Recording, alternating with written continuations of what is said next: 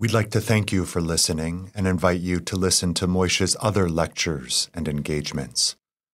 What follows is a lecture given by Moishe Postone on April 19th, 2017 in his Capital Seminar at the University of Chicago. This lecture covers Volume 3 of Capital. So as I recall, we should turn on the sound. As I recall, it's fine? Yeah. Good. We only barely got started last time, right? And what I'd like to do is start again, in part because I think that which we've reviewed already, the first page of the manuscript that was edited as Volume 3 is crucial for understanding what he's doing here. Okay, he says, by way of review, that Volume 1 investigated the phenomena presented by the capitalist process of production. The second volume, in the actual world, the empirical world, as it were, that is supplemented by the process of circulation. And here, in Volume 3, it's the capitalist process of production taken as a whole, as the unity of production process and circulation process. And his concern is not to present general reflections on this unity, but to discover and present the concrete forms which grow out of the process of the capitalist process of production as a whole. Now, what I want to say about this is that what you do not have here, in my view, is a theory of production, circulation, and the whole, which is the way many analysts take it. So that we go from part A, then part B, and then C is A and B together. On one level, that's the case. But then he wouldn't say, which he continues, that the configurations of capital, the Gestaltungen, as developed in this volume, approach step by step the form in which they appear on the surface of society, in the action of different capitals on one another, in competition, and in the everyday consciousness of the agents of production. So what is he saying with what I just read about the status of what Volume 3 is?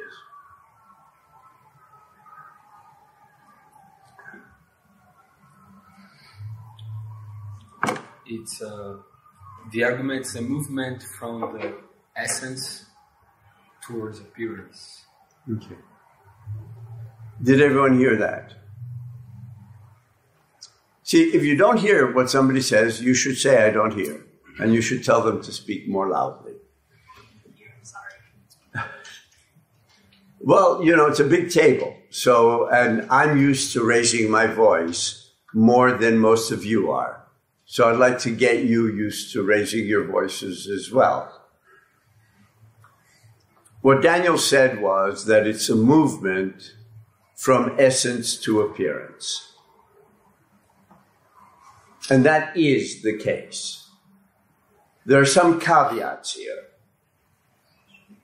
One is that the essence is historically specific. So it is not a movement from essence to appearance in an ontological sense. The second is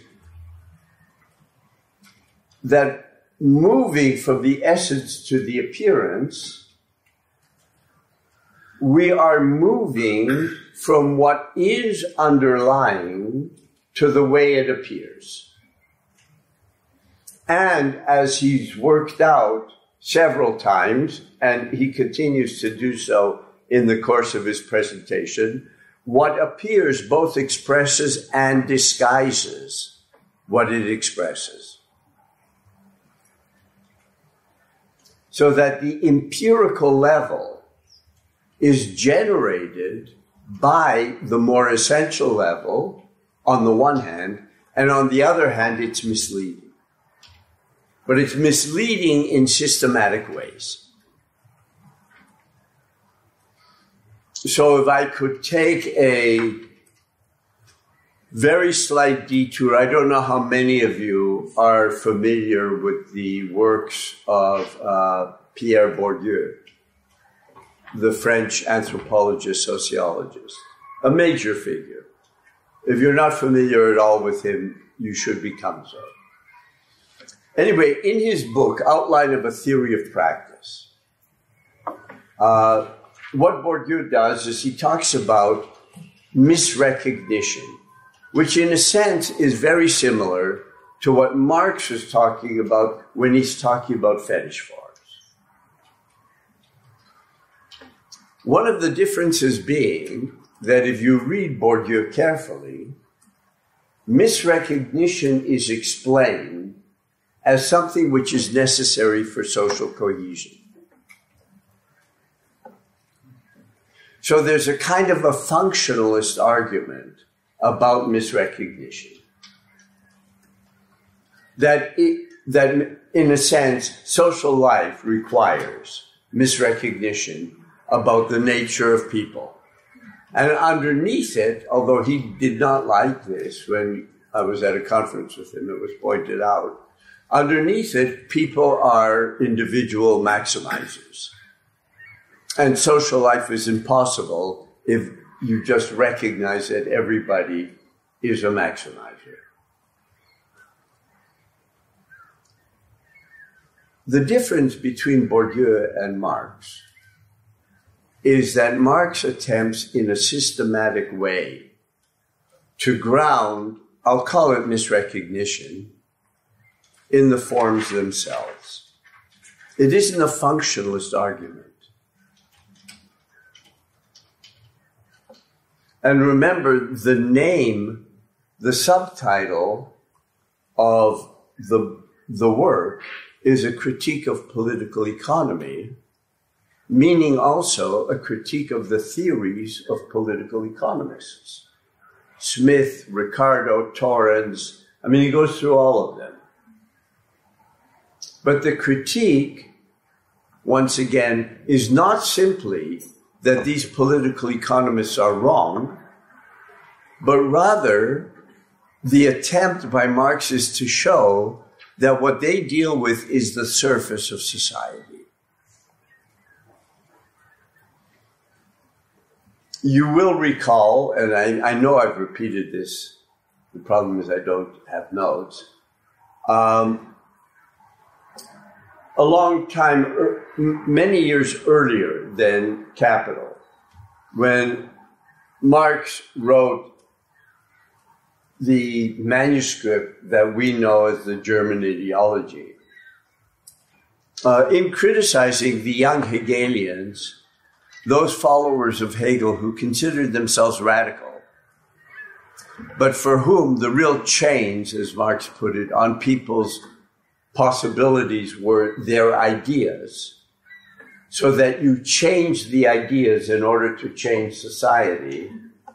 And underlying that is a larger approach that consciousness determines social being. Incidentally, when I use the word determine, the German word bestimmt is something different than the English word determine, where that runs into determinism. Whereas determine is much more the Bestimmung, almost like the configuration, the form given to something. It's the opposite of indeterminate.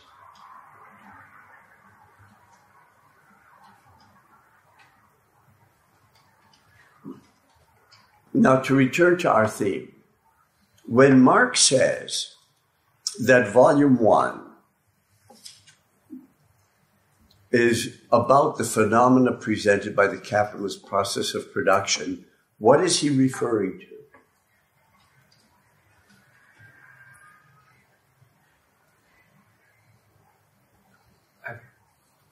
Yeah.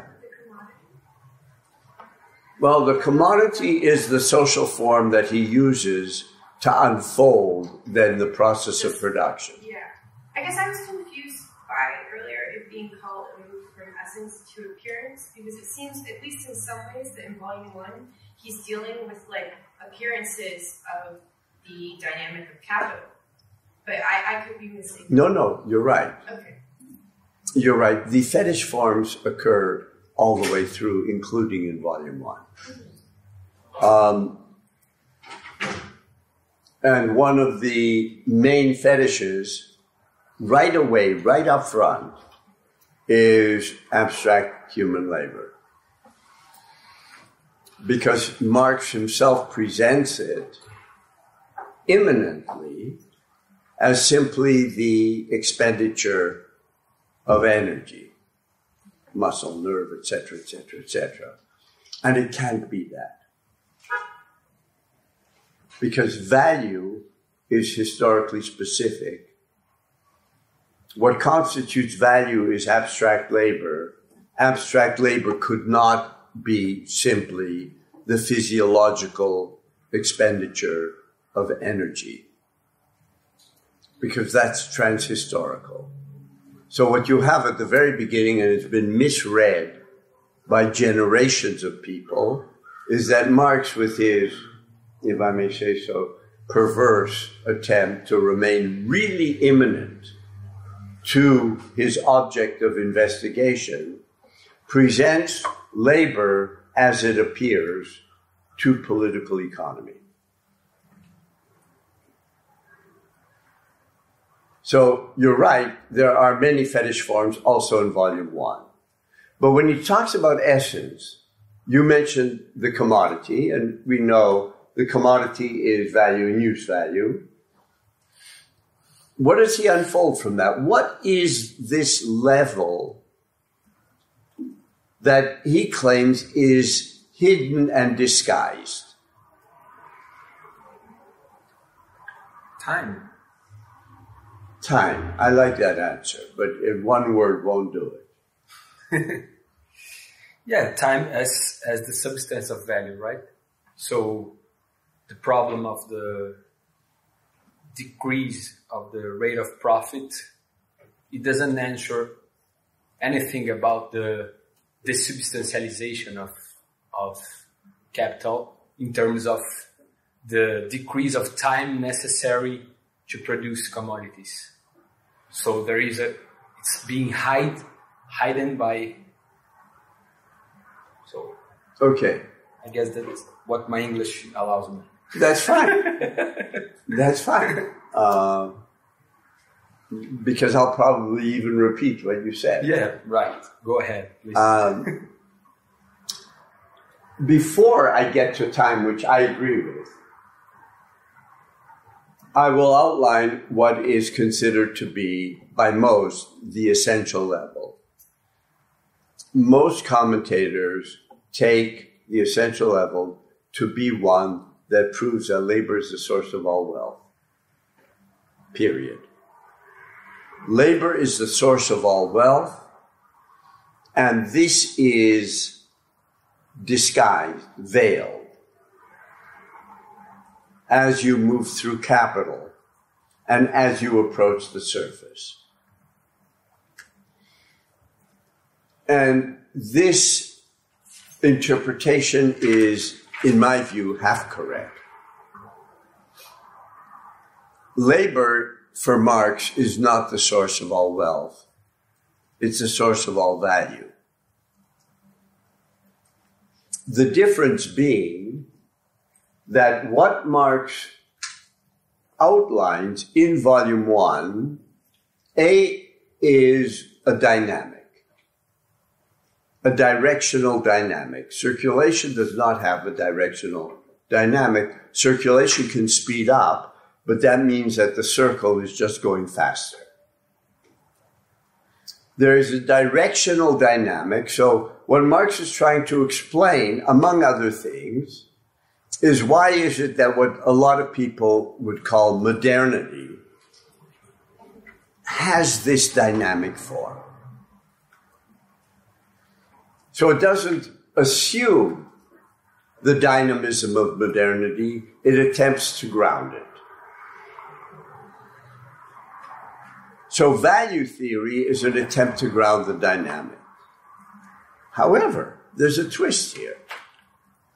The twist is that if you read Marx carefully and look at what he does with machinery and then what he does with accumulation, what he is saying is that the secular tendency of capital is to render living labor, V, variable capital, increasingly anachronistic. And at the same time, the system is based on value.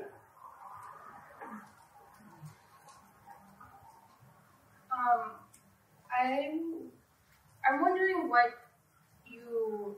secular adds to this description, because you've said this a lot. I think secular tendency, and I guess I don't understand how that means something other than the tendency of capital. Like, what is it? What is specifically secular about this tendency, or what is secular? I guess, what does this mean? Long range. Long range. Okay. Yeah. In other words, the relative decline of living labor doesn't proceed linearly. There are times, for example, one could argue, and some people have argued, that this model, which the economists loved and now has reached its dead end, that technological innovation may cause some jobs to be lost, but you get whole new sectors that absorb that labor, that was, if anything, possibly the case with the rise of mass production in the first half of the 20th century. Right? The mass production of durable goods. The best example being automobile.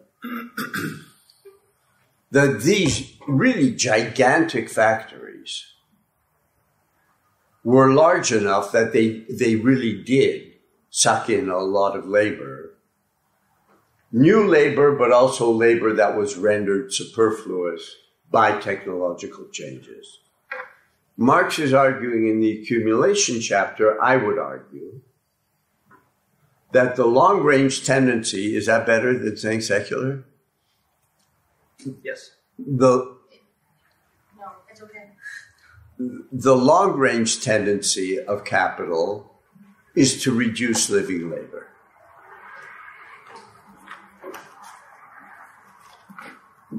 So that the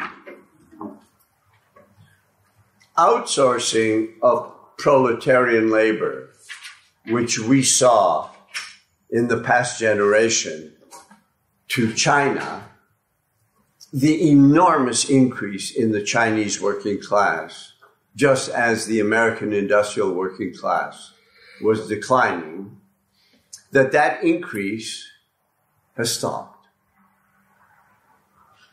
And what is going on in China now is something quite similar to what was going on with regard to labor, with what was going on in the States earlier. Slowly, the supplanting of line labor by robots. The Chinese proletariat ceased growing, to the best of my knowledge, that is on the basis of statistics I've read, around 2007. It hasn't been growing since.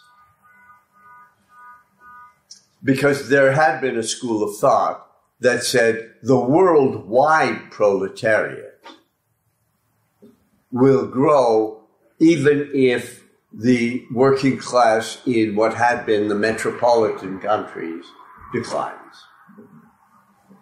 And I'm saying that the logic of Marx's analysis in the first volume is no, the long-term decline of living labor, and yet the retention of living labor as the source of value. Which means that wage labor remains central even as it becomes superfluous.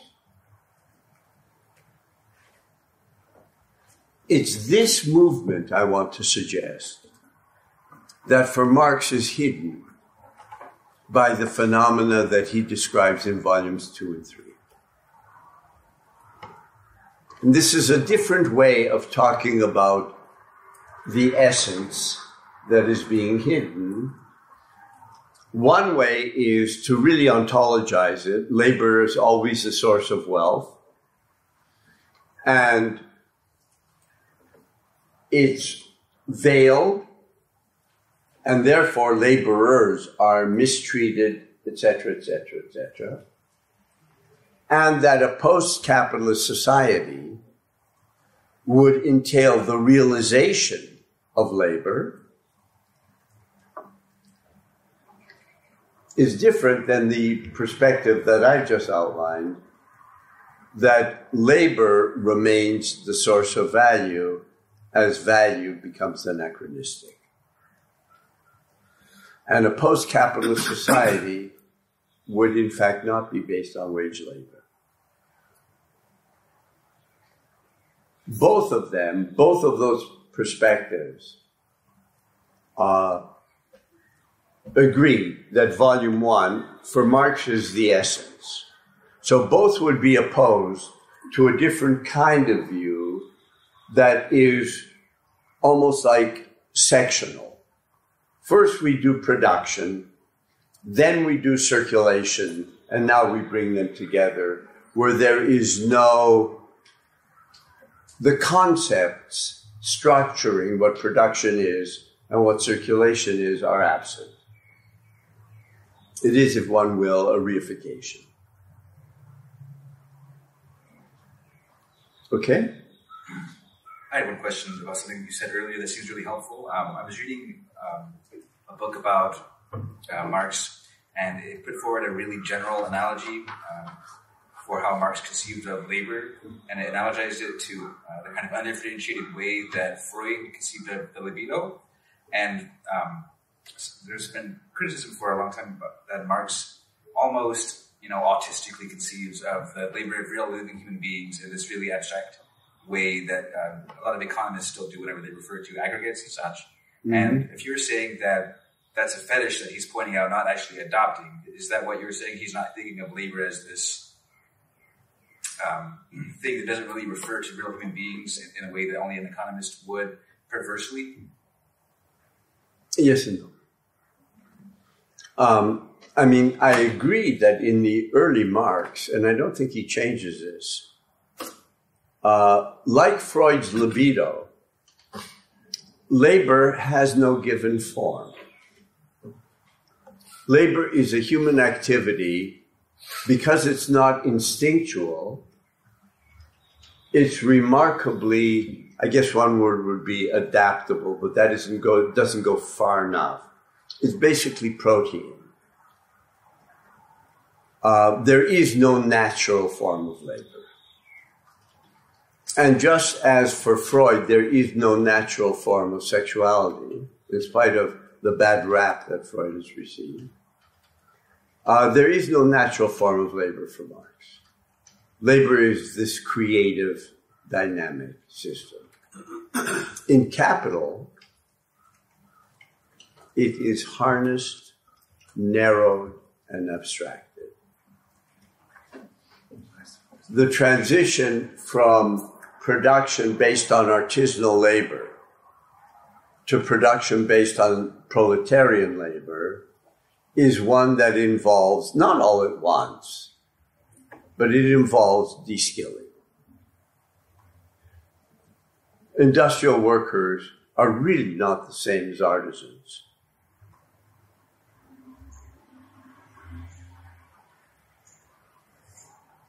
And so what Marx is doing is he's talking about a labor that's emptied of all content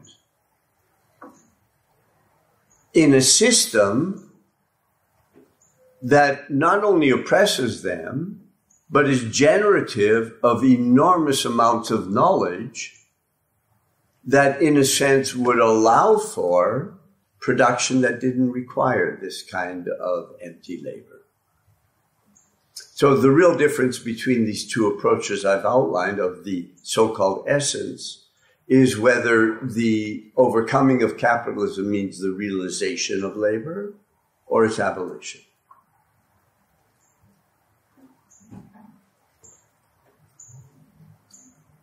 In both cases, however, there is this notion that volumes 2 and 3 aren't just different sectors of the economy, but hide what is below them. Now, why does he in the first chapter talk about cost price? What is cost price? Cost price is, if I remember correctly, it is it's the amount that the capitalist expends in terms of resources in order to get the thing. And it basically allows the capitalist to fetishize the categories from living labor and dead labor, from the raw materials and the means of production, and the living labor of the workers. It allows them to combine that together, or they instinctively combine that together, and they say, this is how much I spent to get this much more in profit. Okay. Let me write a couple things on the board, very simple things, just to remind you. I'll be off camera for a second.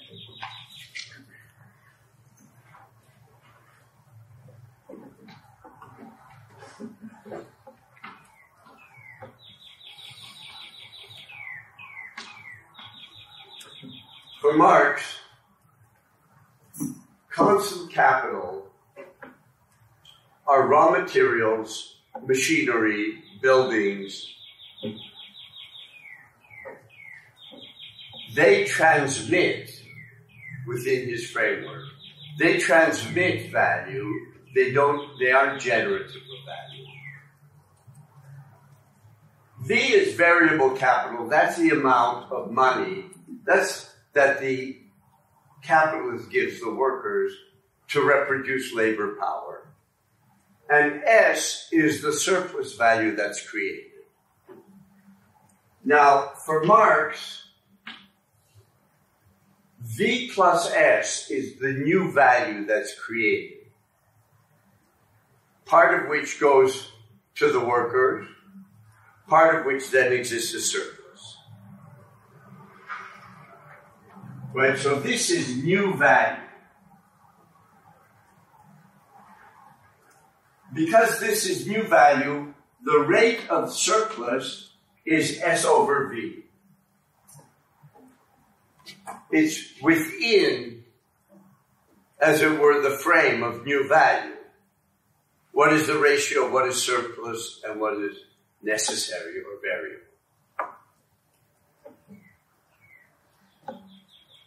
And one other thing that will become important that he introduces in the accumulation chapter, when I said the secular tendency of capital is to diminish living labor, he expresses that as what he calls the organic composition of capital, which is the ratio of constant capital to variable capital. This ratio rises with time.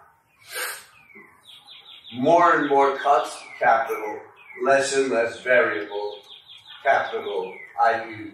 living labor. And profit, finally, before profit. Cost price is C plus V. For the capitalist, what I've got in brackets up here is alien to their experience. What their experience teaches them is that this is the amount that they lay out. This is their costs, and then they get a surplus. Profit is the ratio of surplus to C plus V. Okay? So we'll leave this on the board because every so often referring to it can help. Quick question about that. Is there a reason that specifically for the C over V, the organic composition, is there a reason that it's C over V and not V over C to form the ratio? You could do it the other way, but then you... But Marx doesn't do it that way. He doesn't do it that way. Okay. Right? More and more capital is expended on constant and less on variable.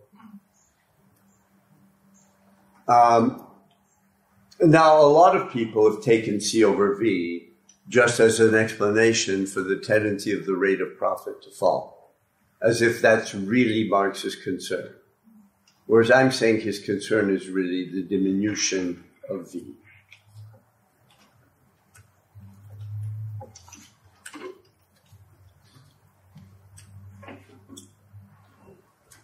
Okay, so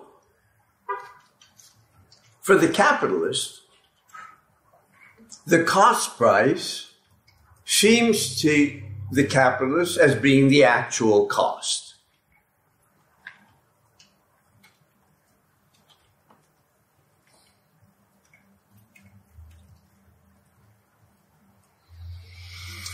Marx distinguishes between the capitalist cost of commodity, which is measured by the expenditure of capital, and the actual, what he calls the actual cost of commodity, which is measured by the expenditure of labor. And that's the first one that I wrote.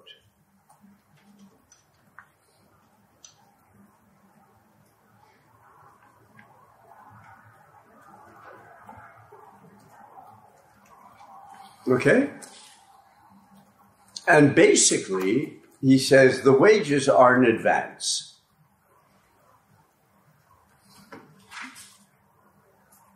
Wages are in advance, and if you use the bracket V plus S, what you have is the new value produced.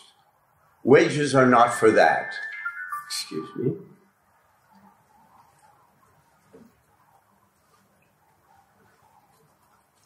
And that's surplus value, right? Surplus value is the ratio within that. Yeah. When you say that wages are in advance, what I think of is that the capitalists are paying workers. Oh, I think I might understand it. That they pay workers now for work that they're going to do later. Yeah. But they never. But the whole idea is that they never fully pay the workers for the amount of work that they do. No, they pay the workers for the value of their labor power. What they don't pay them for is the amount of value produced. Yeah. But it's in advance in the sense that they pay them first and then the workers work. Yeah. It's very strange, right? It is. Because usually you think of workers being paid after they've done it. I know. And that's what he calls the fetish of wages. And that's already in the first chapter, but he's dealt with this in the past. The fetish of wages is that the value of labor power, which is a reproduction cost, presents itself as the value of labor.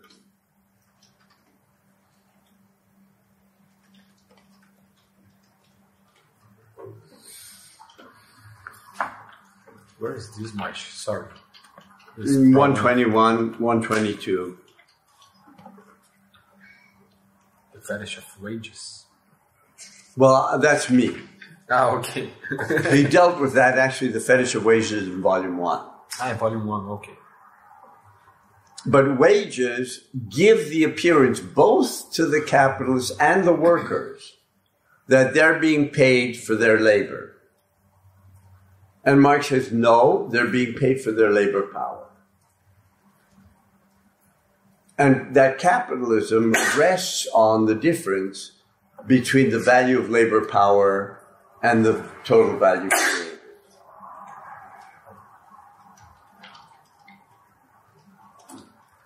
Wages help blur the difference between constant and variable capital.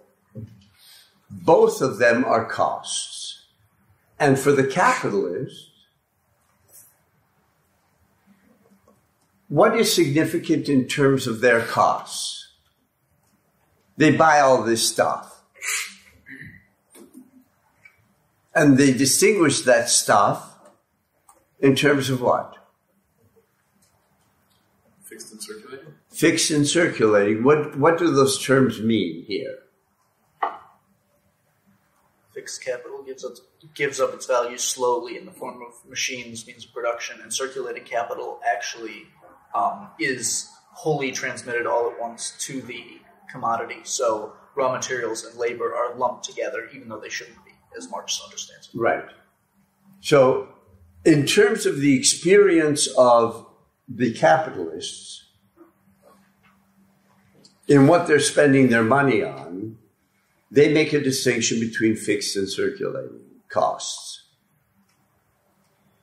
Their fixed costs are a whole range of things that depreciate slowly: buildings, machinery. And circulating costs are those that have to be renewed constantly, and that's labor and raw materials. Now, he had already dealt with fixed and circulating in Volume 2 as part of a fetish that arises from circulation.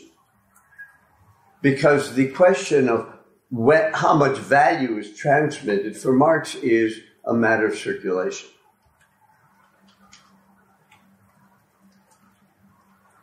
Right, production and circulation for Marx are the production and circulation of value, not the production and circulation of stuff.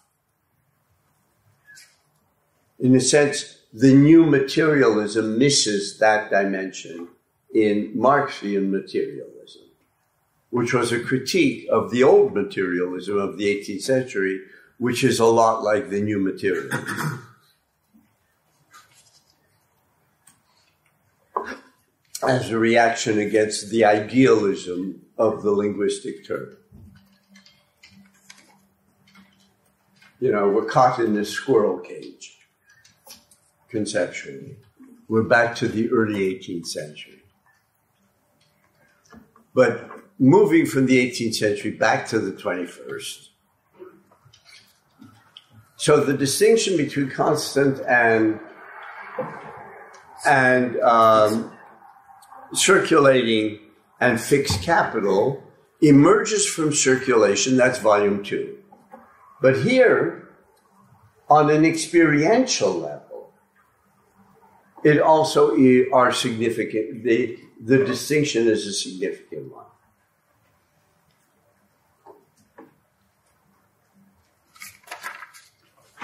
Right, so the value for the capitalist, the value of the commodity, seems to be a function of the amount of capital.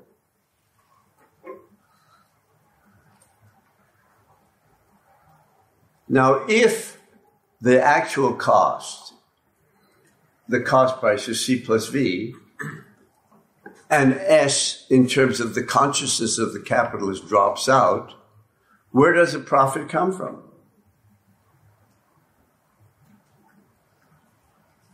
If I'm not mistaken, it can be understood by the capitalists to come from a lot of different places, from technological increases, from the means of production themselves, from increase of wages.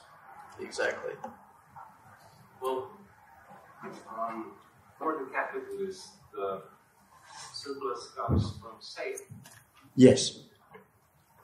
The surplus comes from the sale. You know, here are my costs. Now I'm going to go out and sell. And sale is in the sphere of circulation. So profit seems to derive from capital itself. There's just something about capital that allows me to sell for more than I paid for. Now, as Marx already pointed out in Volume 1, in the section called Contradictions in the Formula of Capital, that this model, which is sort of consciously or unconsciously based in the experience of old merchant capital, right? You send a train of camels to Western China, you buy silk, you bring it back, and you make a lot of money because you're going to sell for much more than you bought. This model doesn't work for Marx in a society to explain an ongoing surplus. It simply doesn't work. Yes? Would you then say that the problem is that such a theory, it's not actually a theory, only explains how value moves around in society? Because you can only make a profit by selling a commodity for more than you bought it for if somebody else gets less. So this theory would only explain how value is somehow shifted throughout society. Some pocket with more, others less, but it wouldn't explain how new value emerges. Right. That's exactly right. And the shifting of surplus is what he is then going to call profit. At this point, he still hasn't fully developed it. But the issue is, how can you have a whole society that is based on ongoing surplus production, that does not use force, ideal typically, to generate the surplus? So it is very different than the surpluses of older political forms, which were surpluses generated by the peasantry,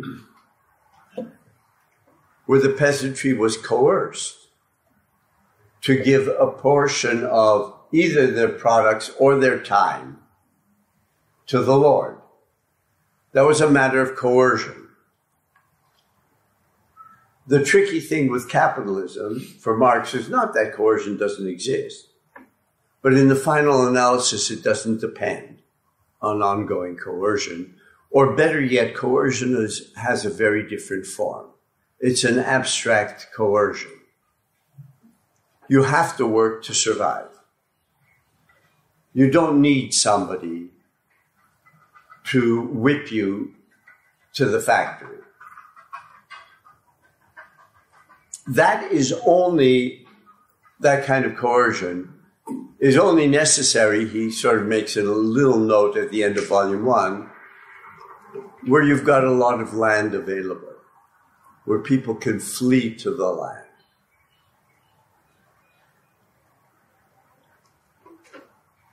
Kelly, were you about to say something? Well, I guess I have a question. I've been reading about this a little bit lately, and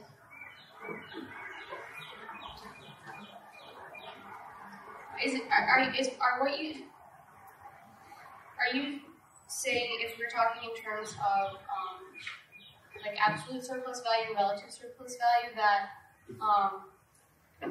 with relative surplus value there's no coercion, but there might be with absolute surplus value, or with so-called original accumulation? Well, original accumulation is based on force. Okay. So then there are people who will say, capitalism is an ongoing process of original accumulation. I know they do. Yeah. And your response is? That I think people have an easier time. Not that exist, but have an easier time with force than with abstract coercion. Sure, but I mean, for example, like I was reading today this, like historical economic anthropology that talked about the introduction of, like in Polanyian terms, general, what is it, like a general money, general purpose money. So a money that can be used for all definitions of, the use of money, into a society where there was no general purpose money before that. And the way by which the people were sort of like coerced into, like using this money basically, because otherwise they wouldn't have needed it, but they needed it to pay their taxes, which like is, I mean, based on this entire sort of violent process of taking over basically, right? I mean, I guess I'm wondering what the purpose is, or what is like the argumentative like thrust, or what is of saying this isn't about violence. I mean, are you saying there was a historical moment? There was always a historical moment that was also about violence, but that doesn't explain the whole thing. But it still is a prerequisite.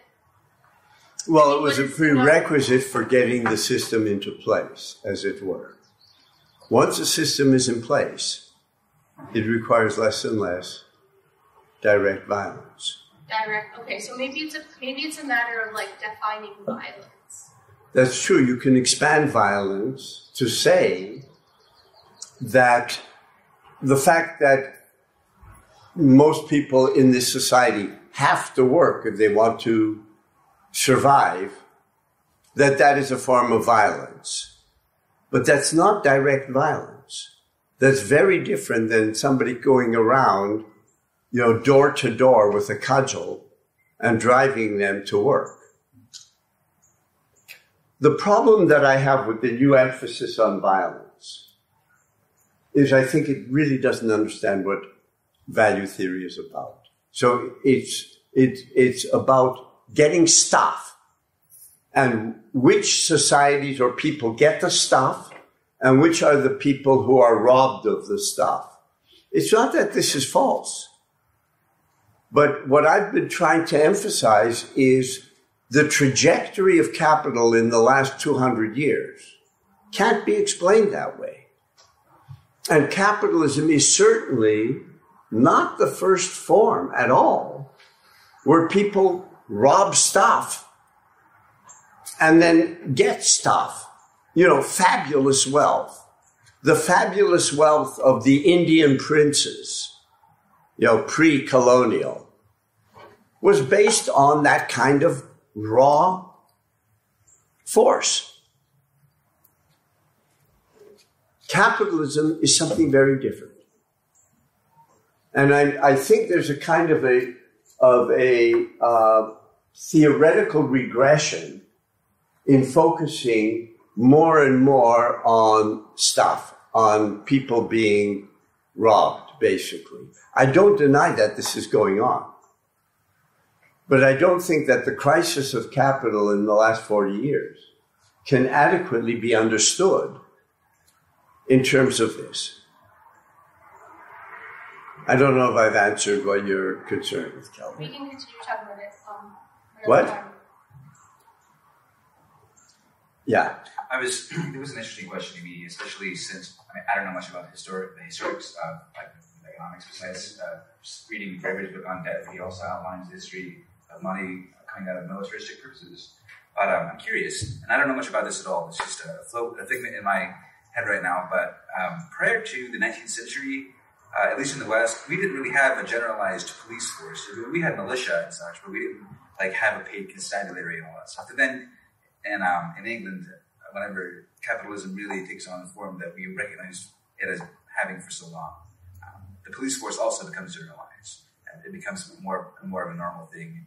not only as this temporary part-time gig or something like that, as you have with maybe like Old West sheriffs or something, but it's a continuing presence paid for by taxes and therefore by the state. Mm-hmm. I'm just curious, regarding violence, if you do take the police force to be essentially a repressive apparatus for maintaining property relations as they are, if you have any thoughts about the rise of policing and the violence that their very uniform implies, I mean, the monopoly on violence that implies, and if that is a direct violence, like pirates coming to rob all your goodies or something, or if it means something more substantial, which we accept without recognizing that it is violent, even though it actually is a very violent force. And I mean, the number of prisoners in America that increases whenever our economy decreases, and it's generalized productivity. And I'm just curious about how this kind of all webs together.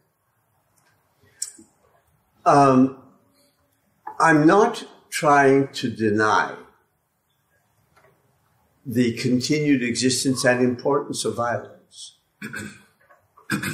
I am saying that people who focus only on that really don't understand the difference between capitalism, slavery, feudalism, and other forms of domination.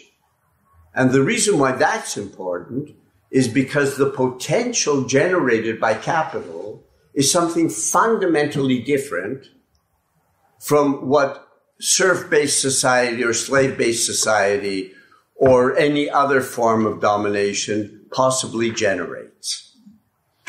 It's not enough within this framework just to say there's violence and it's bad, and we should abolish the violence. Okay. The question is, as you yourself raised, why do you have this? And incidentally, it's not so simple with the police force. I'll give you one historical example. The American West and the Canadian West. One of the differences between them, which made a gigantic difference in historical development and in consciousness, was that the Canadian West was first populated by the police. The people you know as the Mounties. The Mounties are a national police force. They are sent out into the territories and they build forts, and settlements are developed around those forts. Some settlements are way further out. What that means is the state is there before civil society. And what that means is that Canadian civil society is actually much more pacific than American. American civil society in the West, everybody was their own law, basically. The settlers preceded the state, except in economic terms because everything was land grants. And you have, you're right, these part-time sheriffs or whatever. Everybody's carrying a gun. Everybody is, in a sense, their own policeman. And you still have that consciousness in America. Levels of violence here are through the ceiling compared to Canada. The one exception in Canada, there's been an interesting study on this that I just read about, is if you go beyond a certain perimeter, let me say 100-mile diameter, from the Canadian police force forts, then what you get is something much more similar to American violence. But what the British tried to avoid in the Canadian West was the Wild West. And they did it by means of the police force. Yes, it's violent, but yes, it also generated a much more pacific civil society. I mean, as you must know, murder rates, violent crime rates in the United States are off the charts compared to every other society. Oh, I know. I saw a dude running from the police this morning. So, yeah, I mean, watching the news in this country is probably more surreal than watching it anywhere else right now. Well, it's also that the police themselves are organized as a gang. It's not really civil service. They're ethnic gangs. It's just an entirely different system. It really is. And the amount of violence that these gangs can exert is something that you do not find in any other industrialized country. You will find it in non-industrialized countries. But I want to get back to the principle of violence and nonviolence. Yes? Maybe this will be related to that. It's talking about the violence that we consider through the frame of appearance. Capitalism is providing a form of dissimulation for violence, such that the debate now might not be around the existence or non-existence of violence, but rather the appearance that it takes. And capitalism's capacity to transform this appearance, and its the necessity to do so in order to operate based upon the system of appearances that's operated here. And if something like that is right, then if the interjection of plain violence, of crude violence, is disruptive to the system of appearances, so that it could have some kind of positive political potential as a certain form of... Why is disruption necessarily positive? If it unmasks a certain kind of fetish character of wages, of the commodity, etc., then it could be disruptive. Then when coerced state force has to make itself plain, that disrupts the the subject's relationship to the operation of this force when it operates under a certain kind of disguise, perhaps, I don't know. I understand this position, and it is a traditional anarchist position, and was very strong in the early 70s with urban guerrilla. I think historically, the idea of unmasking and therefore generating mass opposition is an illusion. I think it's a complete illusion, and it views the state and the system as being really external to the population, and the population is being fooled. So if you could just show the population that they're being fooled, what you would have is a mass uprising. I think that first of all, for me, we're speaking politically now, it's extremely avant-gardistic. And it usually is carried out by very small groups of people who are then surprised that their disruptive action didn't generate the kind of political awareness that they thought. And there's a kind of this is very anecdotal, but I mean, I'm sure most of you have heard of Emma Goldman. Yeah. Emma Goldman was involved in a relationship, God, I forgot his name. That's terrible. With a guy, another anarchist. Did somebody say something? We are in troll class, right? We are in troll class, right? No, it was somebody else, I think. At any rate, they wrote a memoir. They went to some major corporation at the time, one of the big trusts of the early 20th century, walked into the office of the chief executive and tried to kill him. Didn't succeed and was thrown in jail. Discovered that none of the prisoners understood why they did it. None. They all thought that it had to be either for personal gain, or maybe this boss had harassed his wife or something like that. So this kind of signal violence, which is, God, what was his name? Anyway, just wasn't. It wasn't. And for me, unfortunately, I'll characterize it politically. For me, this is a moralistic illusion. That disruption in the system is generative of, let's say, progressive mass uprising. More often than not, it's generative of the opposite, of mass right-wing movements, and actually feeds off of them. I think that, well, I've gone on long enough, but this is different. This is a separable issue than the one that was originally raised about the centrality of violence to capitalism. Capitalism, I think, is a very, very violent system. If you will, it is as violent as all other forms of domination. However, the trajectory of the system does not depend on the violence. You can't get a dynamic out of violence. It's kind of what I wanted to test or pull out. If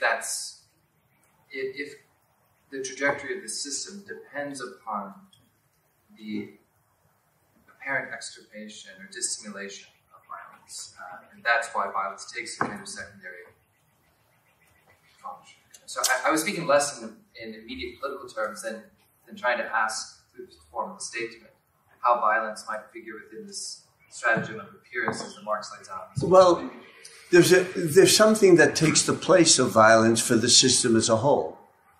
And that's what I call abstract coercion. And it operates on almost everyone in society in different ways. You are coerced to work, but not by anybody.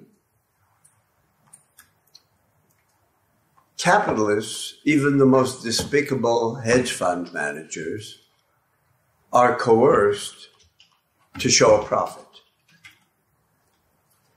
Even if they get a golden parachute and get, unimaginable amounts of money just for their mistakes.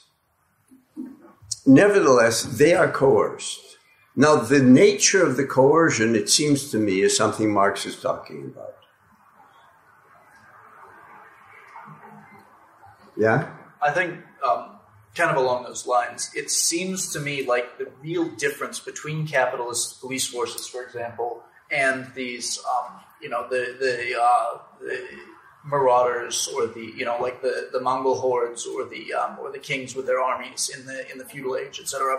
I think the main difference is the police are not there to actually expropriate wealth directly from the people. They do that increasingly in the United States. You hear about these civil forfeitures, or whatever they're called, where police take stuff because they're suspected of being acquired by drug money, and they don't give it back, and then they use it to buy a margarita machine.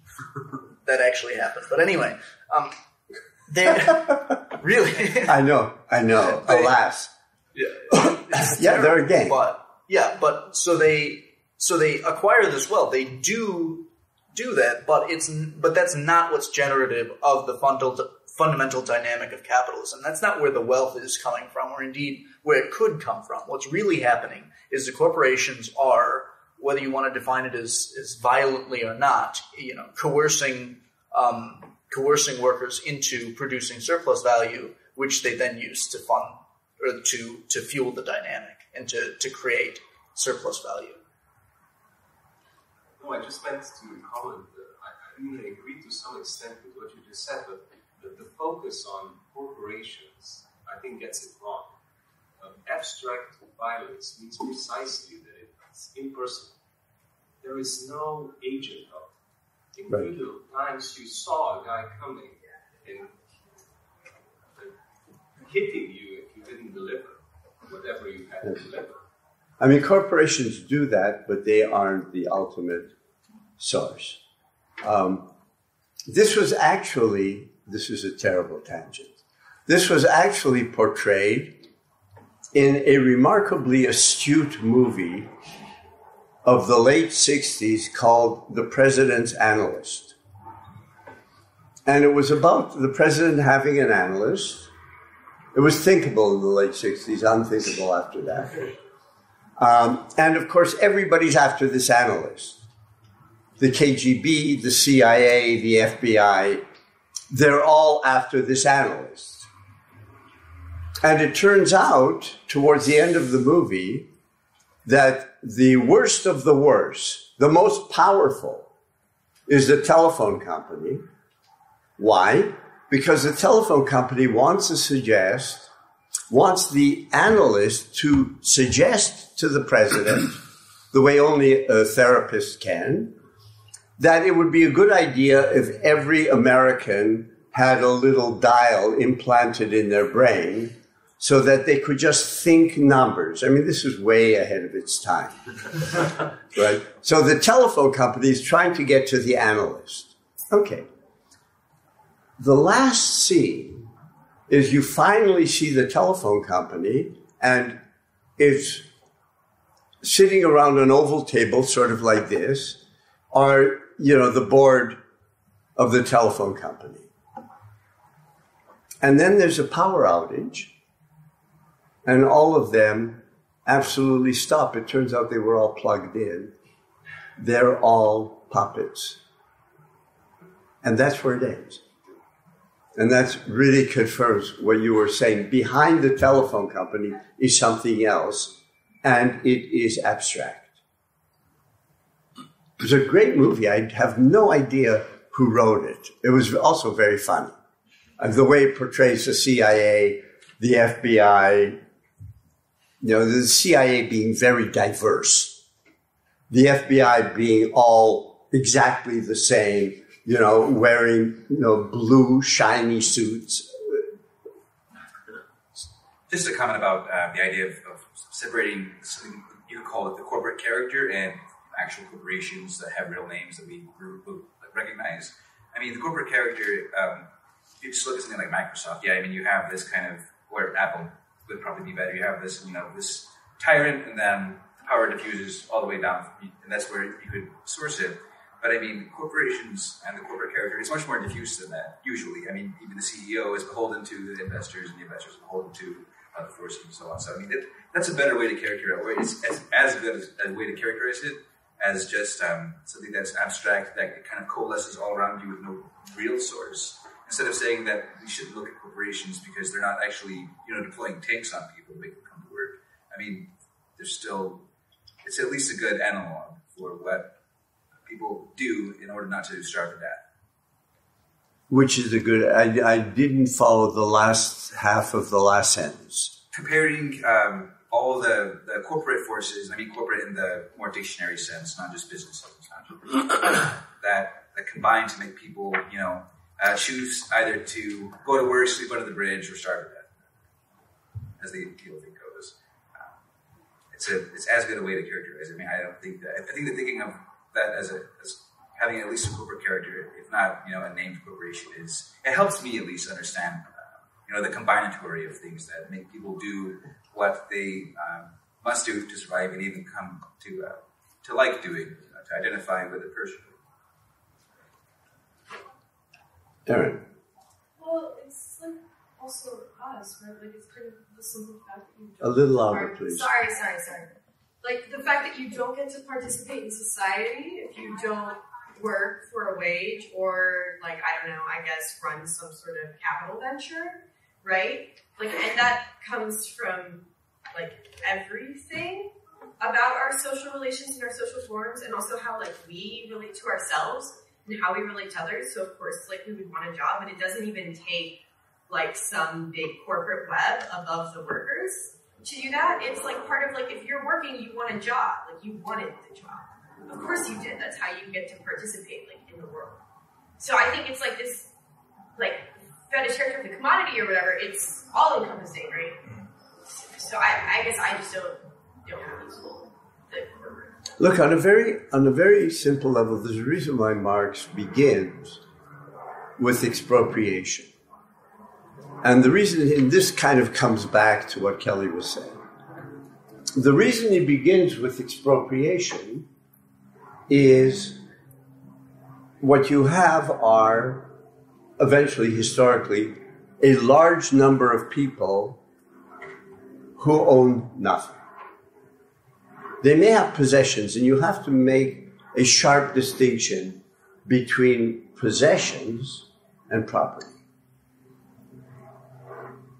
Right? Your clothes are your possessions. But whether you can produce something from which you can live, that's property.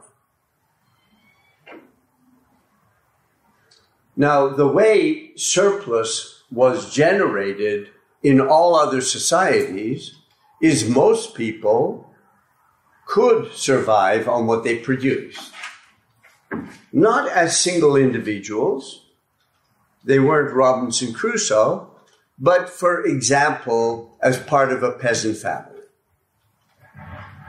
Right? A peasant family generally produced everything they needed. Their own clothes, their own shelter, and certainly their own food. Maybe one or two things you had to try to get somehow. Let's say the iron point on a plow. I'm thinking of the European Middle Ages. But generally, these are self-enclosed, and what allows them to be self-enclosed is that they produce their own means of subsistence. Now, in a feudal system,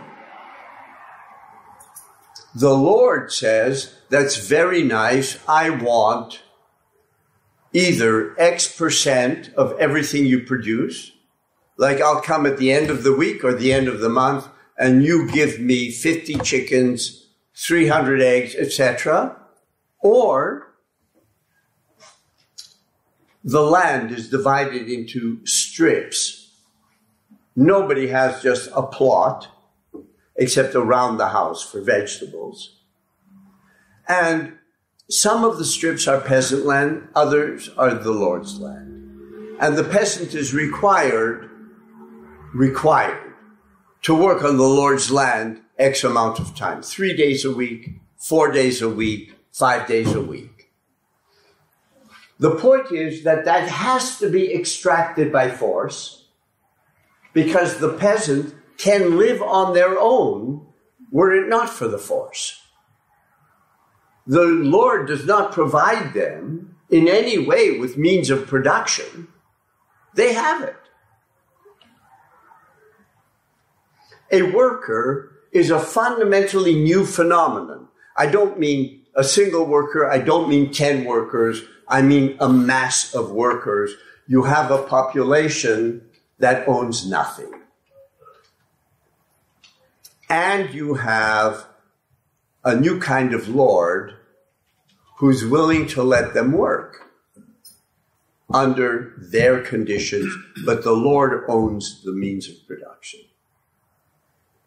So ownership for the genesis of capital is absolutely significant. I've argued that it's not as significant as people think in terms of the trajectory of capital, but certainly as part of its origin stories. So, I mean, somebody else already said, you have to work. Now, it's not only you have to work to be part of society, you have to work to eat. Remember, everything like welfare payments, those developed much, much later, and in part as a response to growing unemployment. But that means that the norm is employment. The norm is employment. And you no longer have the escape valve of putting everybody whom you regard as miscreants on a boat and sending them either to the Appalachians or to Australia. Which, you know, it was one way that the British actually did deal with this problem early on. But the point is that once you're in this system, you're forced.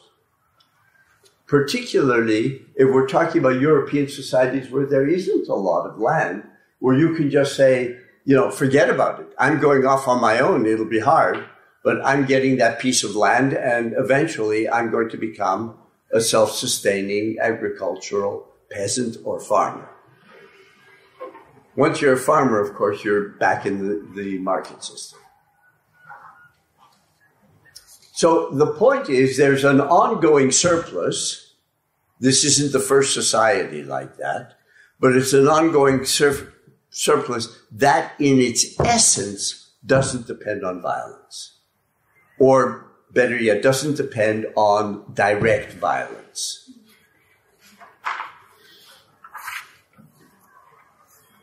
The downturn of capital, of industrial capital, starting almost 50 years ago cannot be explained on the basis of direct capital, of direct violence.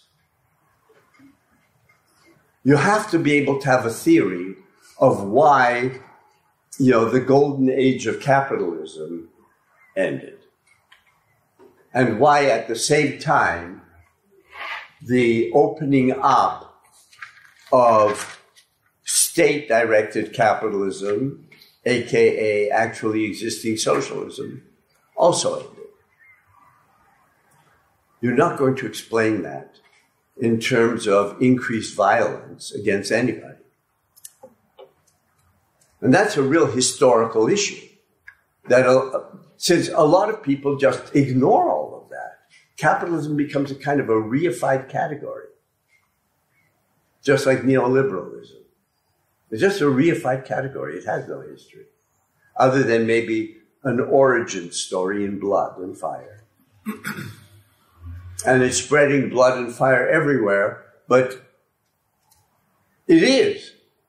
But that's not the whole story.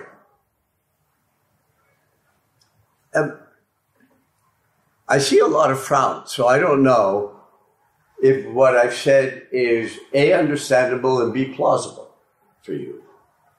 For me, it's understandable because, the distinction between direct and abstract coercion is pretty evident. But one thing that does bother me as far as the plausibility of it goes is if capitalism, its dynamic tendency is toward making workers more and more anachronistic, how would this not result in more violence? I think it does result in more violence, but of a different sort. It's not violence in order to get the surplus. It's violence in order to police the superfluous population. That's very different. You see, not that it's less violent, but the violence has a completely different function. It's not to squeeze out the surplus. I don't deny that, yes, you get more and more surplus populations who are controlled increasingly by violence.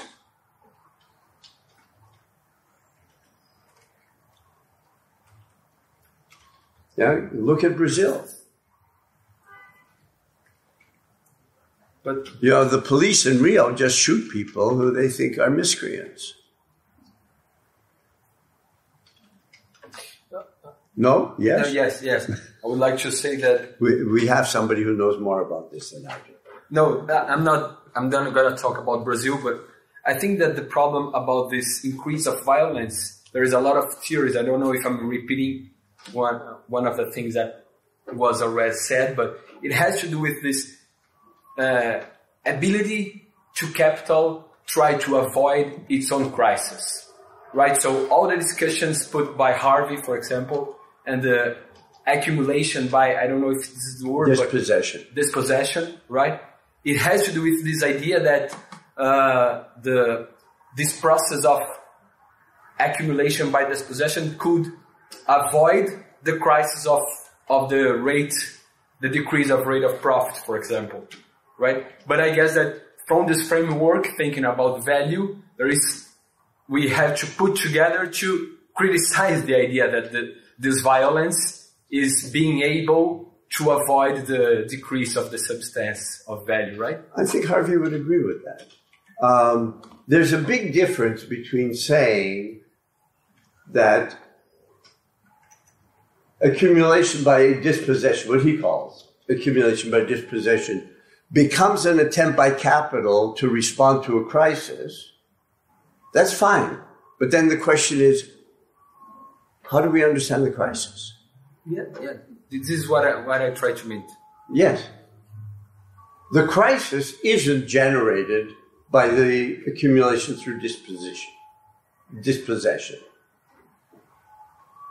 So it's a response to something if one accepts Harvey's. But I don't think that approach really obviates what I'm trying to talk about here. It's a response. But if you make that response the center, then also it sort of implicitly, I think, has the secret hope that if you can just show how bad capital is in parts of the world, you will generate a great deal of resistance. It's a word I don't like. Resistance is politically indeterminate. May I try to? Yeah, Le Pen is resistance in terms of her own self-understanding. And I would like to put just one more thing that has to do with this. One thing is to say that capitalism is not based on direct violence.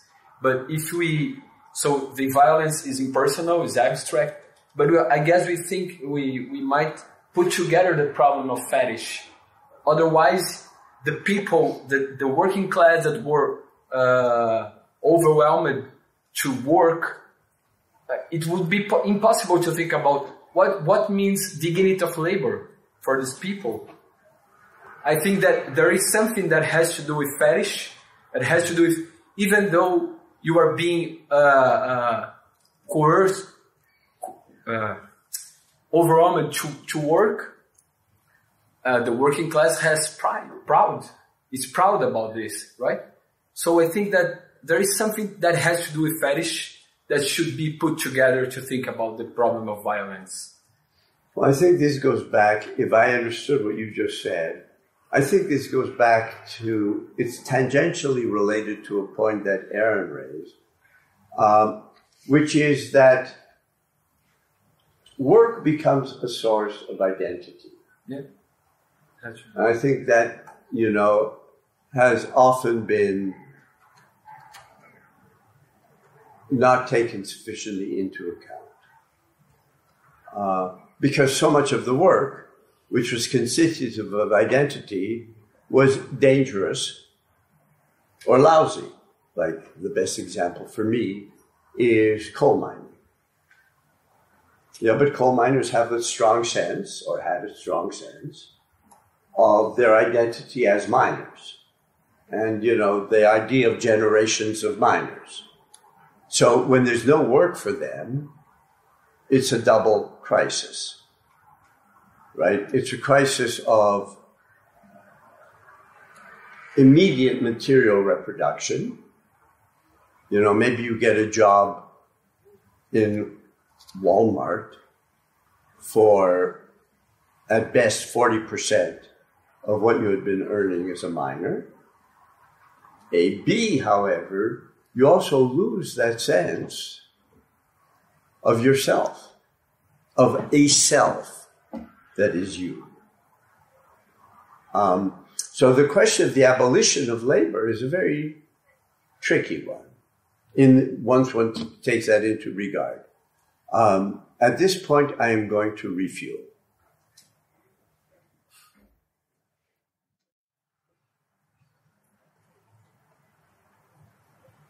Okay. We're still with cost price, right? We're going to, okay.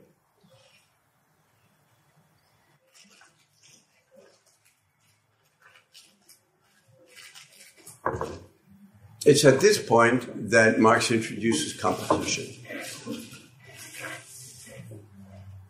Right? The capitalist, to make a profit, has to sell above the cost price, obviously. And the upper limit, Marx would say, is the actual value. But a capitalist can sell something that is below C plus V plus S and still make a profit.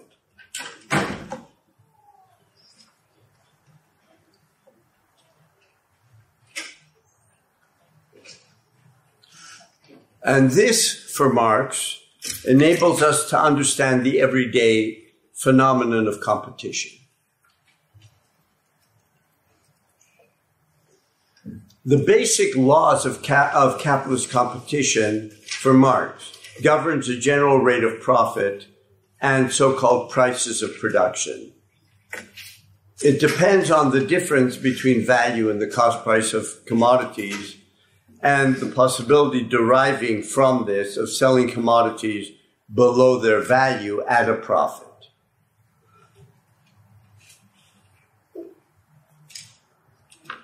You'll notice what this means is that competition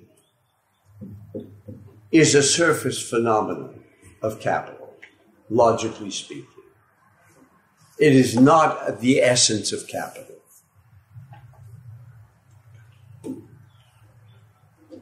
Now, we were talking about fetishes.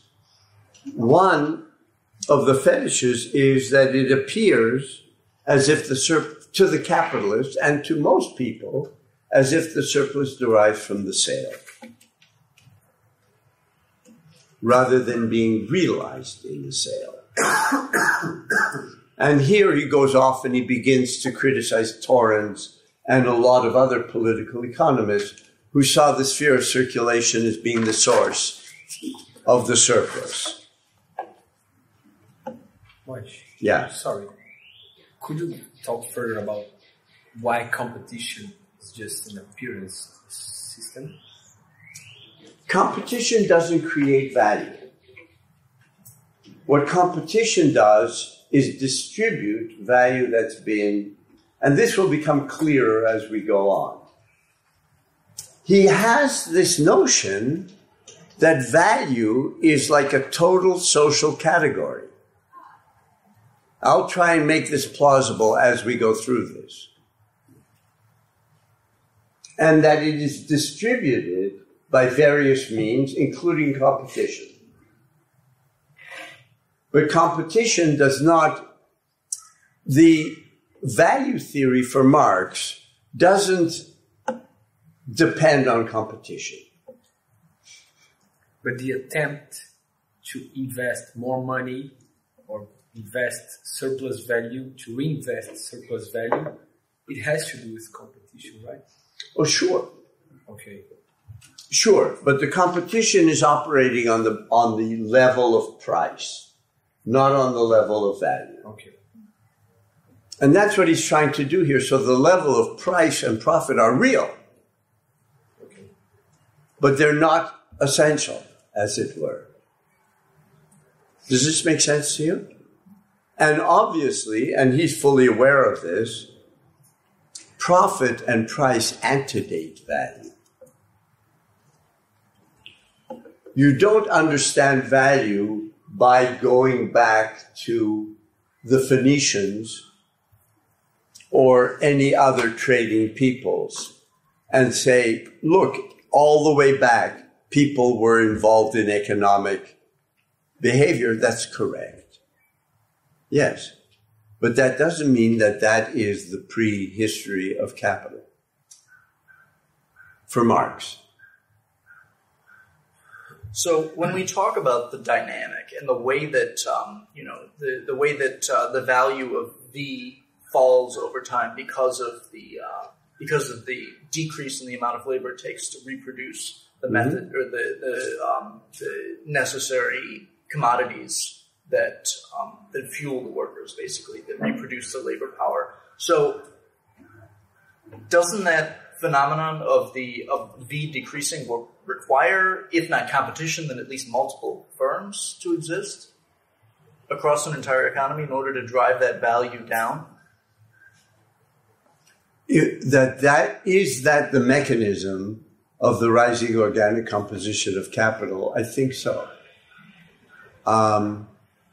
I think one could make this argument, but then one would have to say that where there was no competition, the Soviet Union, they were very cognizant of this and felt that they could not fall behind technologically, although it was a tremendously inefficient system. Not that efficiency is necessarily a good thing, but the level of inefficiency hindered their operation as a capitalist or a veiled Yeah, because they would capitalist. do it in terms of how much you could produce, and they could never figure it out. I had a friend who spent a lot of time. He was not a political economist at all. He was a psychologist, actually. And he spent a lot of time in Moscow in the 80s. And he talked about how they tried with a nail factory. They did it in terms of the weight of nails. At which point, these workers produced these giant nails that you could barely carry. So the planning commission decided this is not the way to go. So they did it in terms of number of nails. And what they got were thousands of tiny, of tiny little nails. It was very good as a wartime economy. It was very good as a wartime economy. There, Stalin, for all of his stupidity, like basically enabling Hitler to invade the West because the Soviet Union was giving him the raw materials he wanted. They had this treaty, and Stalin believed in treaties. But he had the foresight to move the largest arm factories to the Urals. And there they were churning out tanks in astonishing numbers. Consumer goods, not so much. So it worked for some things.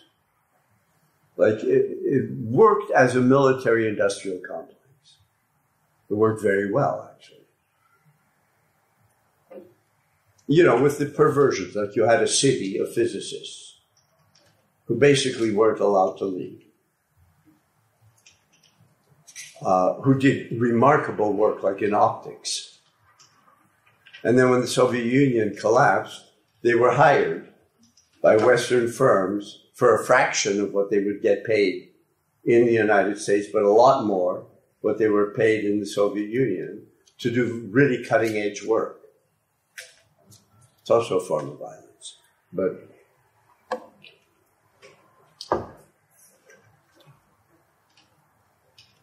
okay.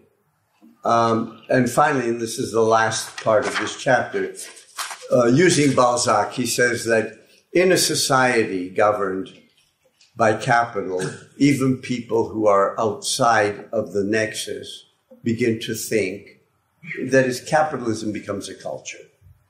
And gives as an example a peasant. But this should be combined with what Marx said in Volume 2, which I emphasized several times, about the way in which it's a mistake to think that capitalism is like a module that then creates other modules that look just like it. That isn't the way it works. But it doesn't mean that capitalism leaves the rest of the world intact. It transforms the rest of the world. The transformation doesn't mean that you have Ford motor plants everywhere in the world. It doesn't mean that at all. But the world market is created very early on. And with the creation of the world market, you have a phenomenon which is fundamentally different from, there are people who've written books in the fairly recent past about how much trade went on in the Indian Ocean, for example, before the Portuguese got there. It's true. It's not that capitalism develops trade. But what capitalism does is it's transformative of the countries that it impinges upon in ways in which older forms of trade were not.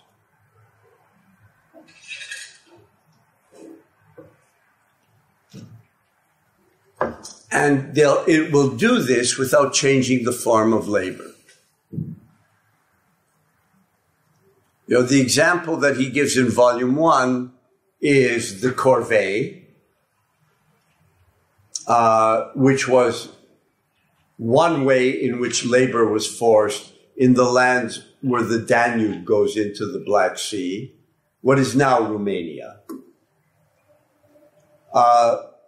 where, you know, peasants, didn't give up a part of their produce. They also didn't work on the Lord's lands. They just had to work for the Lord under forced conditions.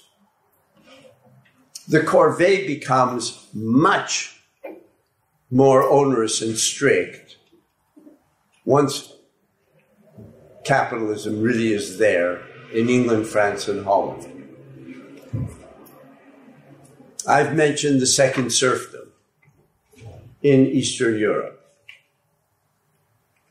Another example, which is a little closer to home, is the degree to which New World slavery gets ratcheted up, especially in the United States, especially with cotton. When the cotton is not just simply a consumer good, but goes to the mills of the English Midlands. You know, the people who say, well, slavery isn't wage labor kind of miss the point. The degree to which this slavery is part and parcel of a global system. The dynamic of the global system, for Marx, is not robbery. The dynamic is value and its pressures to speed everything up in determinate ways. So that we were having this discussion, which I found kind of valuable, in Delhi at the beginning of February. Once you have areas of relative surplus value, you can think of it almost like a black hole that just sucks everything towards it. Just as Fordist capitalism, which was a worldwide system, it had a real determinate locus. The American Midwest, the English Midlands, the Rhine-Ruhr area of Germany, and the Tokyo, Yokohama area. Those were the real drivers of that kind of industrial capitalism. The fact that you don't have the same sort of thing in the south of France or in Spain doesn't mean that they're outside of that system. They're not. And it doesn't mean that the system operates in a morphologically uniform way. The point of value theory is that it is not spatial. It is a form of temporal mediation. It doesn't have boundaries. And I think that's a real difference to, like what you were saying, Kelly, about the outside and the inside. I don't think capital creates its own outside. Pace, all the people who think it does. Conceptually, it may. But I don't think it's a real outside. Jake.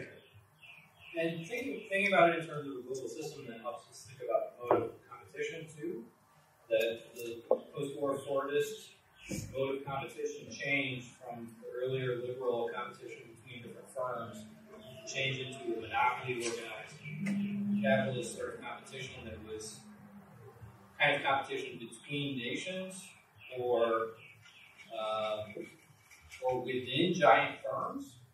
And like the Stalinist systems, they used competition, but it was an administratively organized kind of intra-firm competition. So you still have competition, but it's the mode of competition that's been radically reorganized. Right.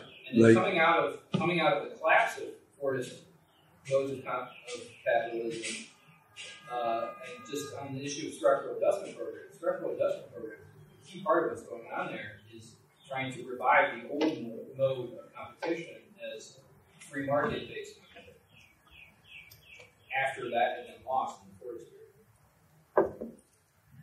Right. And after the nation state ceased to be a viable economic entity which also doesn't go all the way back, was the mode of organization of Fordist capitalism. So the period between, let's say, the 1920s and the early 1970s, the high point of Fordist capitalism, is also the high point of the idea of the nation state as an economic unit. And I don't think it's accidental that successful communist revolutions occur in this period, because successful communist revolutions, in a sense, create national capital.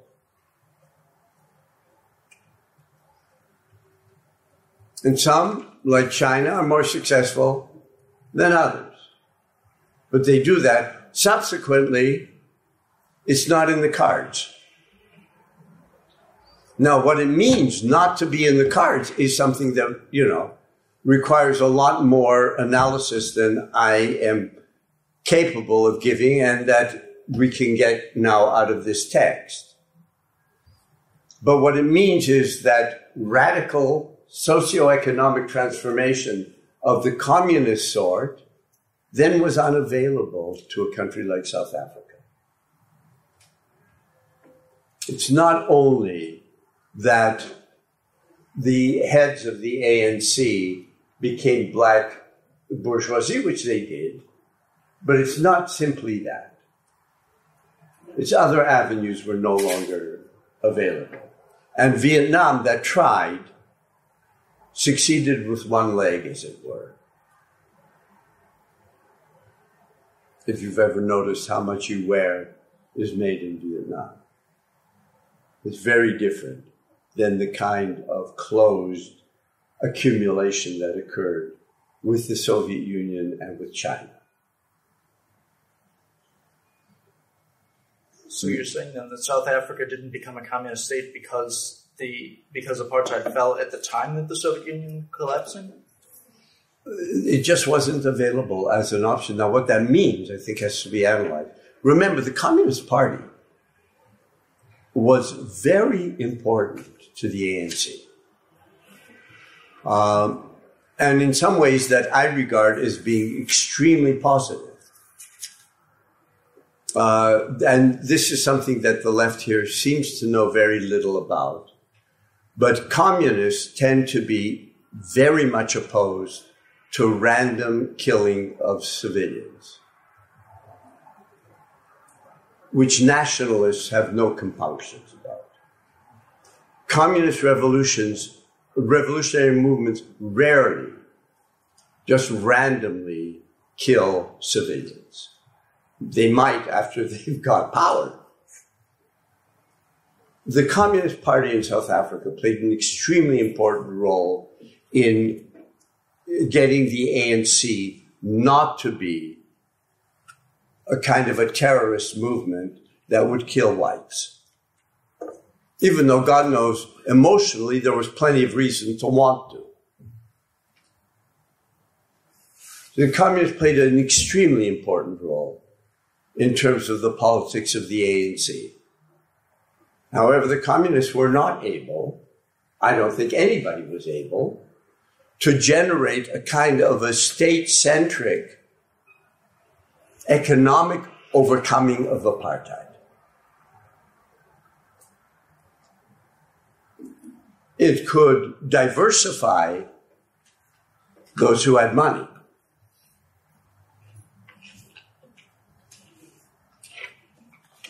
But it didn't do nearly what it had promised for the townships. Just in terms of, the regular sorts of things that these kinds of state accumulation forms would promise, like electrification of, in this case, the townships rather than the villages. Just these kinds of modernizing infrastructure. Yeah. Of course, they didn't seize on a grand scale white-owned property or means of production after the fall of apartheid. So in some sense, they never set out to do that. It seems they foreclosed the possibility the ANC. Now, to what extent this was produced by internal dynamics and to what extent it was produced by anticipated trade dynamics with Europe and the US, I don't know. But what do you mean when you say it wasn't available as an option? Or for other African states who, like the CIA, for example, would intervene whenever there was an attempt at state monopolization? Yes, but that doesn't mean that therefore, see, what I'm trying to get away from is that the same options were open at all times. And I mean options on a different level. You're perfectly right. I agree that there were options that were foreclosed in part because of the CIA. Yeah, and it wasn't just state control. It could be even a much more national sense, like Congo. Yeah, and the killing of Lumumba. But countries like Ghana did much better in the 70s. And in my conversations with a friend who's a political economist and is Ghanaian,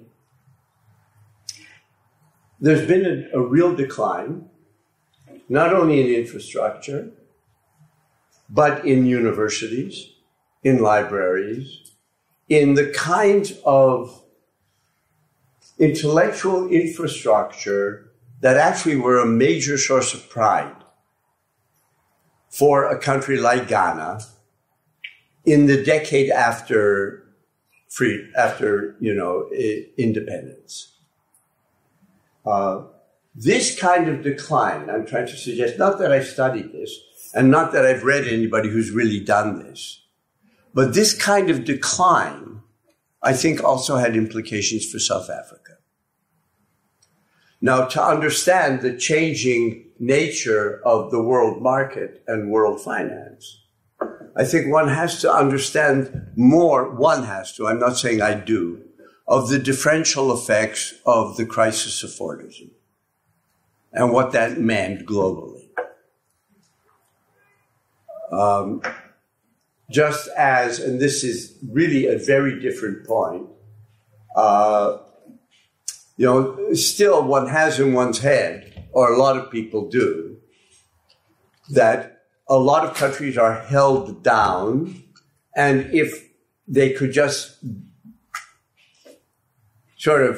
if the brake was removed, as it were, they would develop. And what was pointed to a lot in the first decade of the 21st century was Brazil and the whole phenomenon of like the BRICS. And what was hidden from view, and I must admit I'm guilty of this too, was that the short-term flourishing of Brazil, which also under, progressive government, regardless of their corruptions, also did manage to put into place programs that benefited a lot of people in society who had been economically truly excluded, was dependent on Brazil becoming again a primary commodities producer, this time for China. No longer dependent on the United States and Europe the same way, but very dependent on China. So that when the Chinese economy slows down, Brazil suffers a tremendous economic collapse. And it's a dilemma, I think, because I'm not sure that there are that many strategies available. But I think it has to be dealt with as a dilemma, because what is involved essentially, and we'll get to this hopefully, is the distribution of rent.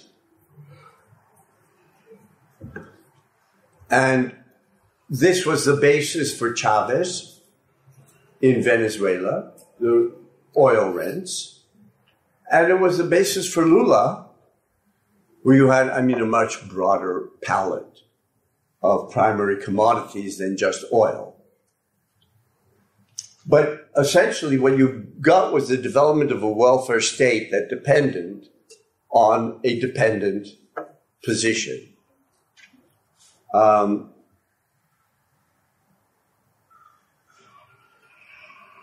I'm saying is I think it's a dilemma. And I think, because I honestly don't have a little blueprint in the back of my mind how Venezuela could have done it differently. Unlike some, I was never a great fan of Chavez, but that's on a different level. It's not clear to me how Brazil could have done it differently. There are people who know more about this than I do. But when you are in a different socioeconomic historical environment, certain possibilities that were available earlier no longer are. And if the nation state no longer is operative this is kind of a priori thinking on my part. If the nation state no longer is operative as an effective socioeconomic unit, then the idea of the national accumulation of capital has got to be illusory. I will be very surprised if Great Britain does well after they unmoor from Europe. And I think the Labour anti-Europe left has made a terrible mistake. I think it's true that the EU is a consortium which benefits capital primarily.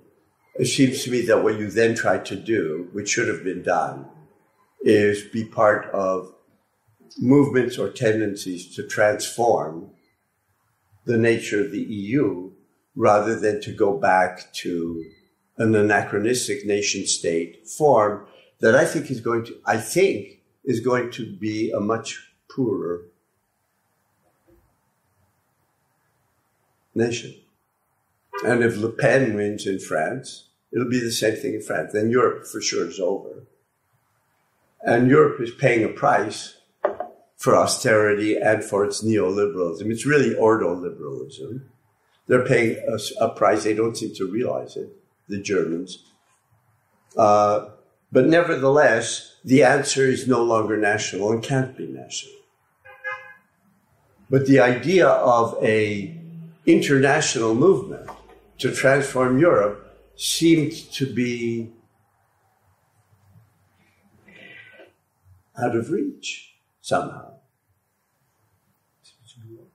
Out of reach. It just didn't seem to be. You would think there's so many things about Europe as unrepresentative of people feeling that they've lost any sense of control. And you would think that there would be more of a movement which would be a combined German, French, British, Italian movement to try to transform that. And instead what you have are these xenophobic, deeply xenophobic nationalists, who of course in their wake are helping generate either releasing a xenophobia that always was there or legitimating xenophobic forms. Yeah, we see that already in the UK, and I think we'll see it. And we see it, in Holland, Hungary. Hungary is xenophobia. At any rate, where were we? Cost price. Competition as a superficial phenomenon you just concluded. Right, but by superficial, a surface phenomenon, it doesn't mean that it's not real or that it's not important.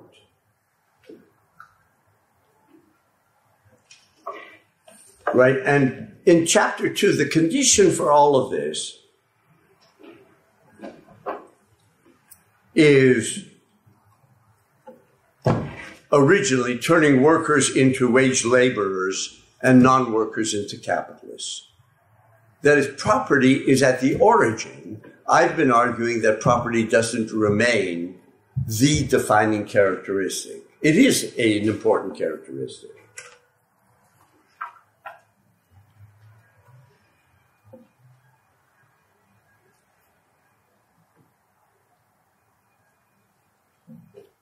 Okay, so, I mean, he reviews C and V seem to be the real costs in the eyes of the capitalist, but the actual degree of his gains is determined in relation to his total capital, not his variable capital. Right? The profit of a firm does not depend on the amount of living labor in that firm. So it's not the rate of surplus value, but it is the rate of profit. And then what he does is he introduces these little equations that I have on the board. Right? Rate of profit is S over C plus V. Rate of surplus value is S over V. You mean don't look like? It's S over V, I'm sorry. Okay. Doesn't look like that it has nothing to do with living labor, right? For the capitalist. Living labor is simply one factor of production. Factor of production. Okay. Before we continue, this is just a clarification question. C plus V plus S, according to Marx, equals which letter? C plus V plus S is the actual cost in value of the commodity.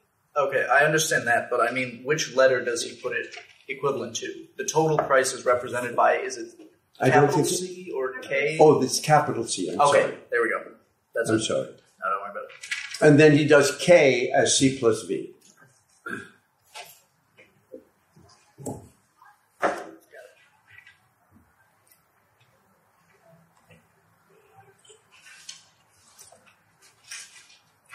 And he makes explicit in this chapter what I've already said and what was raised, that if a commodity is sold above or below its value, there is simply a different distribution of the surplus value, which does not affect the magnitude or the character of the surplus value itself. Now, once he writes that, you begin to see that surplus value is somehow a total social category that is distributed, and that the rate of profit is an expression of the distribution of value. So, retrospectively, in terms of understanding what Marx is doing in the first volume, value theory is not about the profit of a firm. Value theory is about the surplus of society as a whole. And that surplus for Marx has the form of value.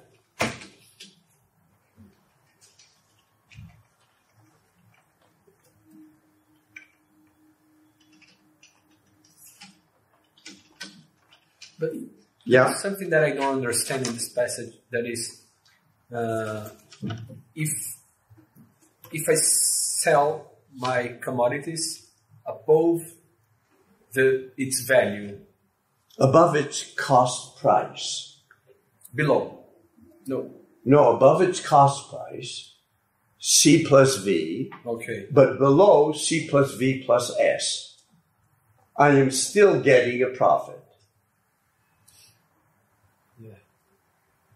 But Marx suggests that even if I sell my commodities below their value, he suggests that the surplus value, it has been produced, and what happens is that I'm not getting the surplus value, but you, for example, that bought my commodity, right? Gets the surplus value, yes. That's what he suggests. I didn't understand how would you, considering that you were the one that bought from me the commodity, how did you get the surplus value, right? Because it has been produced. Mm-hmm. Can I just try to answer? I don't know if this is right or not, but like if it's not like a thing, if it doesn't have a specific, it's not something that is produced in an act, in an instant, but rather like a whole social process. Right. So it doesn't matter in this one act.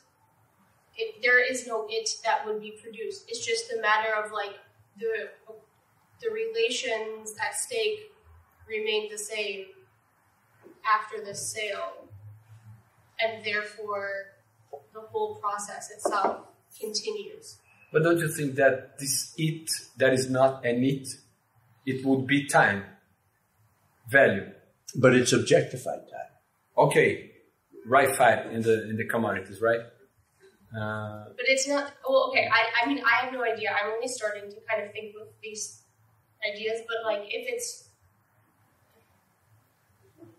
there's not an actually specifiable like quantity of time, say that is surplus, that becomes surplus value. It's rather like an entire system in which there is surplus value. So it doesn't. So it like as long as something doesn't happen that calls that whole like the upholding of those relations into question, then surplus value will continue. And it's not about.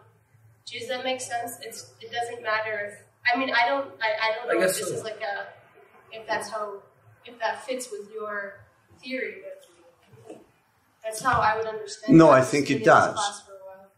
The point that look, when he first introduces profit is just another way of describing surplus value. Now we're beginning slowly to see a difference. Right? You can make a profit by selling below its value, but above its cost price. So what is involved there is a distribution of surplus value. And what we're going to see as we go through this is, and it's a difficult idea, is that surplus value is a total social category, and other forms. Well, look, if I jump forward just for a second to the beginning of chapter 3,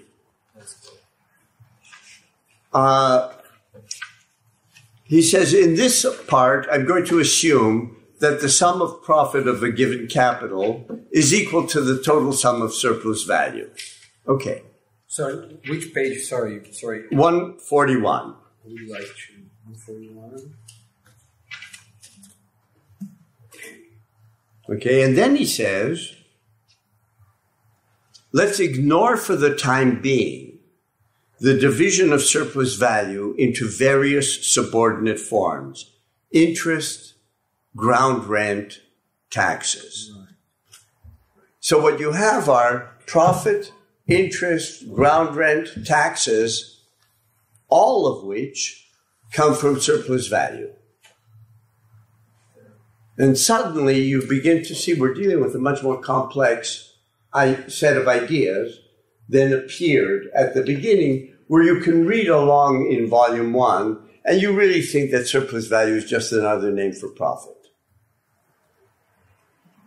Now what he's saying is that surplus value is the total surplus of society, and everything above subsistence is really a piece of surplus value. Whether it's in the form of profit, or in the form of interest, or that is finance, ground rent, or in the form of taxes. So one of the issues for Marx is, if he wants to really render his project plausible, is how are these forms of distribution effective? But what it means, among many other things, is you cannot treat these as sort of self-enclosed silos, almost. You take profit and you look down to see what's underneath it. You take interest, you look down. You take rent, you look down. If you start from the surface and try to go down without going down with all of them at once, you're going to miss the point. Okay. And most of the arguments about value theory, both those who defend it and those who are critical of it, most of the arguments collapse surplus value into profit. Whereas profit is only one form that the surplus takes. And the relationship between profit and interest, for example, depends on many factors. But within Marx's framework, and it's, I think, a difficult one, and I'm trying to come to terms with it myself, what is involved is the distribution of a surplus which is generated on a total social level. It would be much easier to understand if the surplus were a physical quantity, let's say an agricultural surplus, where the agricultural surplus, the Lord can't pocket everything because, let's say, Rome says, you've got to give us something. The temple says you've got to give us something, etc., etc. There you could kind of almost see the surplus being distributed. Let's say the church in medieval Europe. Here it's much more opaque and complicated. So, volume 3, on one level, is, like he says, putting together production, circulation, that's fine.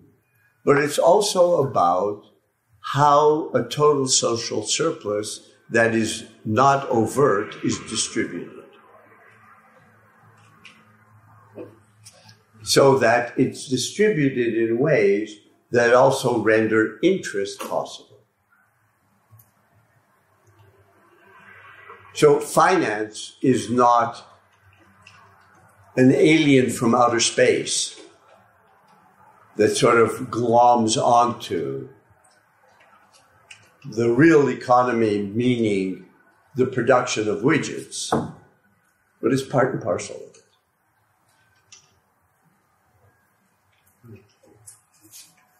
So would profit be, like, even though value governs this entire process, would profit be part of, is it, or can it be determined by prices of production? Is that where the category of profit comes from as part of surplus value? In part, yes, and competition. And competition. You know, and part of the surplus is going to go to the bank. And part of the surplus is going to go into rent. And it's not divided in any overt way. But what he is suggesting is that you can't take any of these so-called spheres and just go straight down with them in an isolated fashion. I think I sent you an email about this last quarter. Have you had a chance to read the book Marx's Inferno? Or have you heard of it? You wrote me about it. Now I forgot. You remind me about it. I haven't read it. Okay. It's a commentary on Marx that kind of expresses more than is usually expressed, reliance that he uses whenever he references Dante, and how like not only in terms of like literature or literary quality, the relationship is between Marx's Capital and Dante's Inferno, but what Marx was trying to do, based on other like socialists of the era and how they would refer to social hell and all that, I was trying to bring the reader down into how, the reality of the workings of the capitalist process, and then bring them back up towards the earthly planes. I mean, that's what some of you were referring to, appearance and essence here is reminding me of, at least. So. Yeah, but the problem with that is that it doesn't ask, what is Marx trying to get to other than to say capitalism is oppressive? And so, I mean, there are, like in chapter 3, half of chapter 3, even more, is he begins when he talks about economizing constant capital. He then will sort of go on the ground and show how this economizing is making people's lives miserable. But that isn't what the book Capital is all about. So what is taken to be simply as illustrative is, for a lot of people, like the real story, capitalism is shit, and let's get away from it's hell. Shit and hell, kind of synonymous. And we got to get away from it. The idea of that I've been trying to raise, why is capitalist modernity dynamic in the way no other form of social life is? In a way that has nothing to do with any perceived superiority of the French and the English or whomever, but as a kind of a historically unique, let me call it structure for lack of a better term. The dynamic of this structure and the possibilities it opens up, that's gone with this kind of, if you'll excuse me, using a literary allusion from the late Middle Ages to try to make sense of somebody who is really talking about a break historically, a real césure between what happened before and what we've got now. A new form of human social life. And it seems to me that that kind of downplays it. It would be as if there are a lot of classical Greek and biblical allusions in Marx, but I don't think that if I go back and, that I try to show that he actually is an Old Testament prophet, or that he actually is a gadfly in the tradition of Socrates.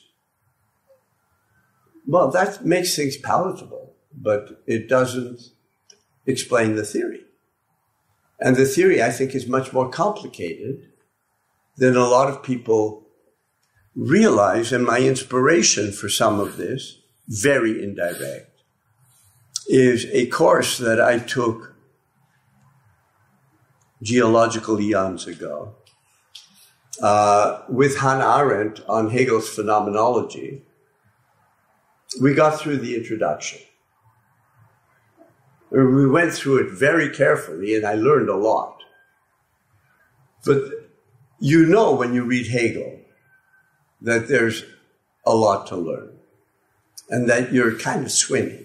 You're trying to figure out what it's about.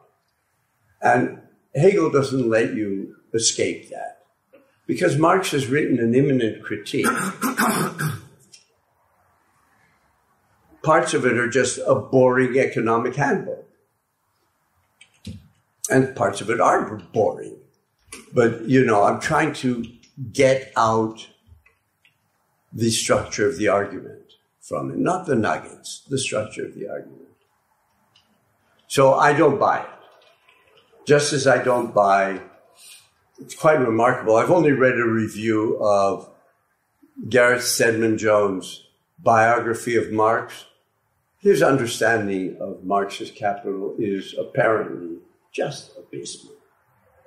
This is a guy who, has considered himself on the British left forever. I mean, he was already in the early New Left Review issues. It's very disheartening. That's what I find it. I get no pleasure out of this. It's really disheartening. I understand understand when you say that value theory Could you speak up a little? Okay, I'm sorry. I understand when you say that surplus value is not about an individual firm, but about the society as a whole. But if we think in perspective of an individual firm, doesn't you say that surplus value contains, of course, profit, but also interest and ground rent and taxes and all the other things. If we think in the perspective of an individual firm, doesn't all this go to the cost part? Say that if we rent, some land and establish a factory, we have to pay the rent. Doesn't this rent go to the cost? Oh, wouldn't it be part of the cost price? Yes. It's a good question. I would like to hold off on all of that until we discuss rent. Okay? But see, what's happening here already, and I'm glad you raised the word cost, is for the capitalists, in a real sense, the issue is their cost. Right? And their cost is for them the real value, if you will, of what they produce.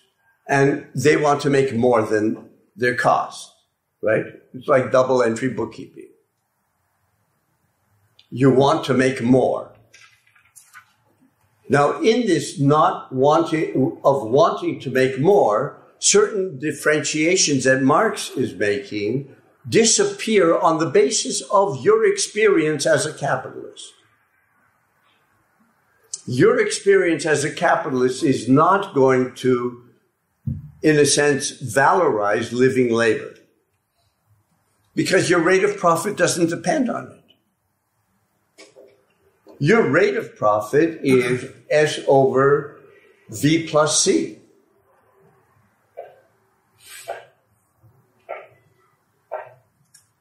Yes.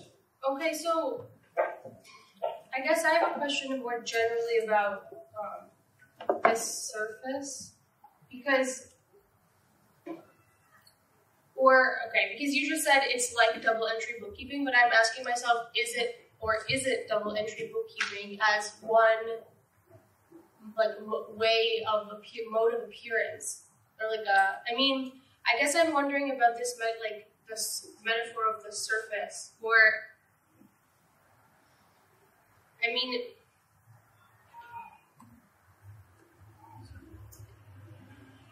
things don't just appear or not appear. They appear in certain, knowledge regimes or with certain techniques, right? Yeah, is he not saying, is that what he's saying? I guess this is maybe a question that about everything that's been talked about today, about what appears, what's the surface, and maybe this is actually where the reading goes back to your Hegel course, and I'm less familiar with Hegel, and so that's maybe my.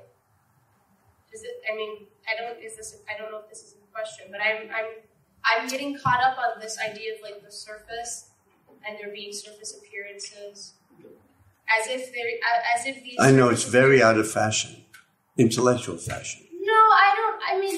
That doesn't. But it seems to me that Marx is writing about things as they appear to a set of political economists who have created theories of political economy, and that's what he's writing against. And then here, as they appear to the capitalist. So there's not one surface. It is certainly not a physical surface. No. Right. And there's also there's an experiential surface. So you have on the one hand political economists who are writing, and then you have these capitalists. And I'm sure there will be overlaps, but there also won't be. And in the same way, what appears to them will overlap, but not totally. And what he's writing about,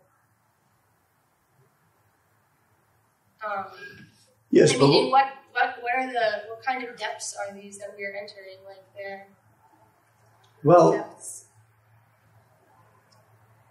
The depth, and this is what I was trying to suggest, at the beginning, and I'm going to have to break after this. I have to be somewhere else at 6 o'clock. The depth isn't ontological. That there is a being behind the mask. But rather, the depth is a historical dynamic that can't be grasped if you only use the categories of the third volume. And in that sense, Marx is not a political economist. He's not a left-wing political economist. He's embedding political economy as a form of thought within the framework of this large social form. The reason why I think this is different than regimes of knowledge is that the nature of the knowledge is not explained.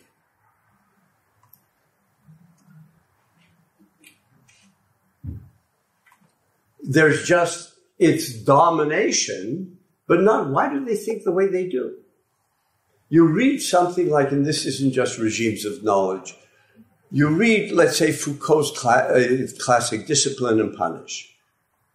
It does a brilliant job of describing a massive historical transformation, but the origin of what he calls the disciplines is totally opaque. It doesn't start, according to Foucault, in one place and spread. It is developed in a bunch of places simultaneously. The prison, for example. The madhouse, for example. Foucault has this break going on that he never, ever explains. And kind of pretends that it's beyond explanation, which for me is a real cop-out. So you have the disciplines, and you have the disciplines really generating a certain kind of consciousness. I think that's fair. But not, why does this become a plausible way of organizing so many aspects of social life when it does? This form of quote-unquote rationalizing thinking. So there is no theory of knowledge other than the knowledge of the subalterns, but not the knowledge of the disciplinarians, as it were. You know, and in that sense, it falls prey to Marx's criticism of 18th century materialism, who educates the educators. That is, the theory cannot explain itself.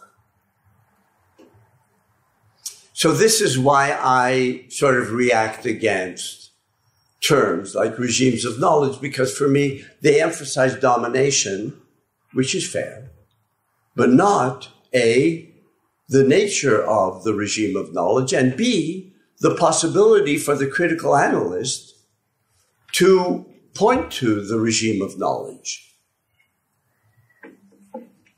That is, they're not self-reflexive. The theory cannot explain Foucault.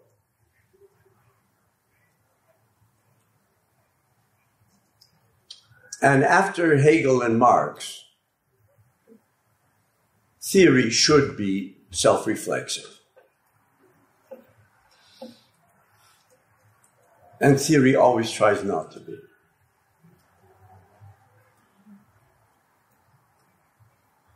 I think that's a good place to stop. Sorry. To be continued. I want to really start with chapter 3. Okay? Okay. We'd like to thank you for listening and invite you to listen to Moishe's other lectures and engagements. What follows is a lecture given by Moishe Postone on April 26, 2017, in his Capital seminar at the University of Chicago. This lecture covers Capital Volume 3. this is my own personal take, but one of the reasons why we're going this slowly through what seems to be a treatise on economics is because it's not.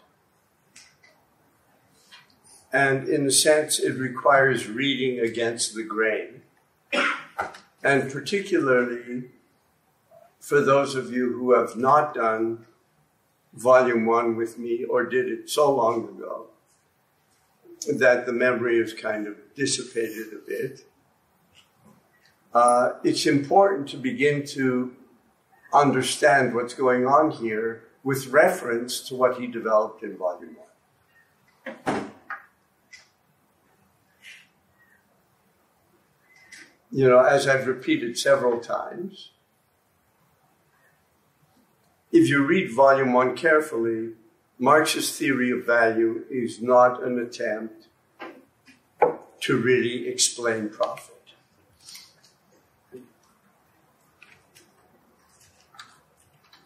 It's also the theory of value is not based on the presupposition that labor always and everywhere is the main social source of wealth, and that in capitalism, this reality is obscured. So that, and it's obscured in part because of the workings of private property, of private ownership of the means of production. And I've been repeating over and over again that the theory of value is the theory of a historically specific form of social mediation that, in a sense, molds the form of production. In a funny way, the materiality of production hides what's behind it. The materiality is not really the final level analytically. There is this mysterious mode of mediation that is flowing through everything and that molds the physical form of production, among other things. The main axis of Volume 1 is a temporal one. Volume 1 grounds the dynamic of capital.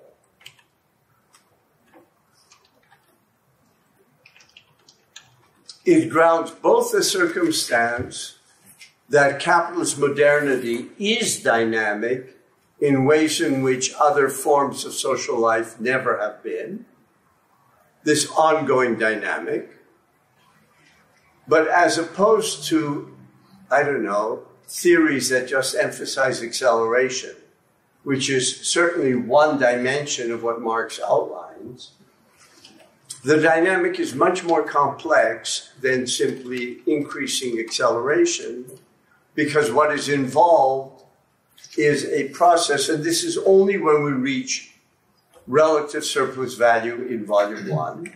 It's a process of simultaneously increasing acceleration, increasing transformation, increasing spread of capitalist relations, coupled with the ongoing reconstitution of capital's underlying basis, which is value, which is the expenditure of human labor time, direct human labor time in production. And in that sense, there's nothing linear about this movement. And in that sense, it's dialectical in a way that gives content to that word. Yes? I know you said this isn't an economics text, but I just wanted to know, could this emphasis by people like Gary Becker and like newer economists on the development of human capital be some type of an attempt at the reconstitution of value away from like physical manual labor to some other way of valuing human activity? Yeah, but that doesn't have to do with Marx's theory of value. Okay. What you say about moving away from direct human labor is interesting in the sense that Gary Becker's theories emerge and spread at a time when industrial production enters into its long crisis. Right? So in a sense, one could talk about it as being the ideology of the moment. Right? In a way related to, if not identical with, the emphasis on entrepreneurship. Right? As if this is a personal feature. Yeah? That reminds me of like the same criticism of Foucault during the beginning periods of neoliberalism and his emphasis on selfhood and self-fashioning. But I'm curious, how agentive is Marx's theory? I was recently reading Engels, and his description of what communism would be seems to be like a moral version of laissez-faire almost, so that it's not really a collective. You're not subsumed into this collective. Instead, it's like the really free individual flourishing. And I'm curious how, that's Engels, it's not Marx, but I mean, how agentive as opposed to, say, to be really sloppy about it, deterministic is Marx's theory ultimately? I think that posing the opposition itself is ideological according to Marx. And let me try to explain why. Within the framework of Marx's theory, on the one hand, and this was chapter 2 of volume 1, on the one hand, owners of commodities have agency.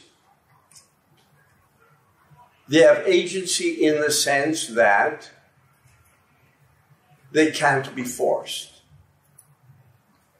Right? As Marx puts it, a commodity, he starts with it being an object, but then it isn't an object because it can't be taken against its will. You cannot simply appropriate it when you have a situation of commodity owners. It has to be contracted for. It's a result of bargaining. The whole idea of the agent, I would suggest, and this is really an abstract suggestion, emerges historically when enough people are, as it were, disembedded from what had been the kinds of social relations in which they were deeply embedded. Let's call them feudal relations. Right? And they appear to themselves as individuals, as monads. The point of departure for Adam Smith is that people are monads. How do you explain ongoing human interaction? And he develops his whole theory of exchange out of the presupposition that you begin with humans as monads. So the question of the sociality of people then becomes a problem that has to be addressed. On the one hand, human beings are agents, that is, not human beings. Yes, commodity owners, and behind the backs of the actors, commodity owners and human being become identified.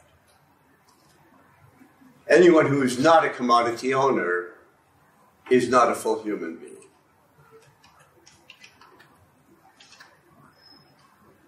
Remember that once you have capitalist society, you no longer have a formal hierarchy.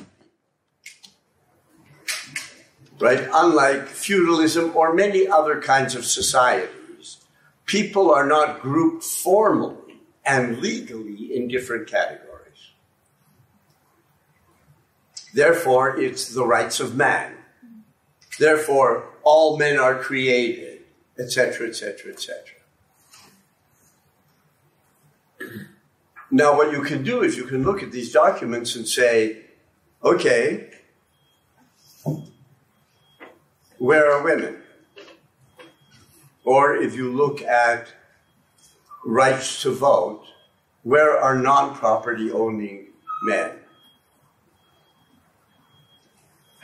Well, I suggest that, in a sense, the answer to this is that behind the backs of the actors, commodity ownership is what accorded somebody human status. Women are not commodity owners, and in many respects, their status, as many feminist historians have pointed out, in many respects, their status is worse after the French Revolution than it had been before. What I am trying to do by making this suggestion is that to understand let's say, the status of women, it's not necessary and actually, I think, deeply reductionist to just imagine a bunch of guys, or today we would say a bunch of white men, meeting together in a smoke-filled room and deciding that women are out. It doesn't work that way. I think that's a deeply reductionist way of understanding history. So on the one hand, you have the notion of the agent, and the agent overlaps with the commodity owner. On the other hand, all commodity owners, indeed everybody in society, are subject to forms of constraints and imperatives that do not appear to be social. Unlike in feudalism, you know what you owe your lord. You know what your lieges owe you. This is based on a completely different principle. So capital, in Marx's version, is the simultaneity of agency and structure. The structure is created by determinate forms of human action. It's not pre-given as a structure. So it's not the structure of history. It is the structure of capitalism that gives capitalism a history and a logic of a history that is not the case for human history writ large. So in a sense, this dual nature of capitalism becomes expressed in philosophical debates of free will and determinism, which today, that theological debate has now secularized as agency and structure or determinism.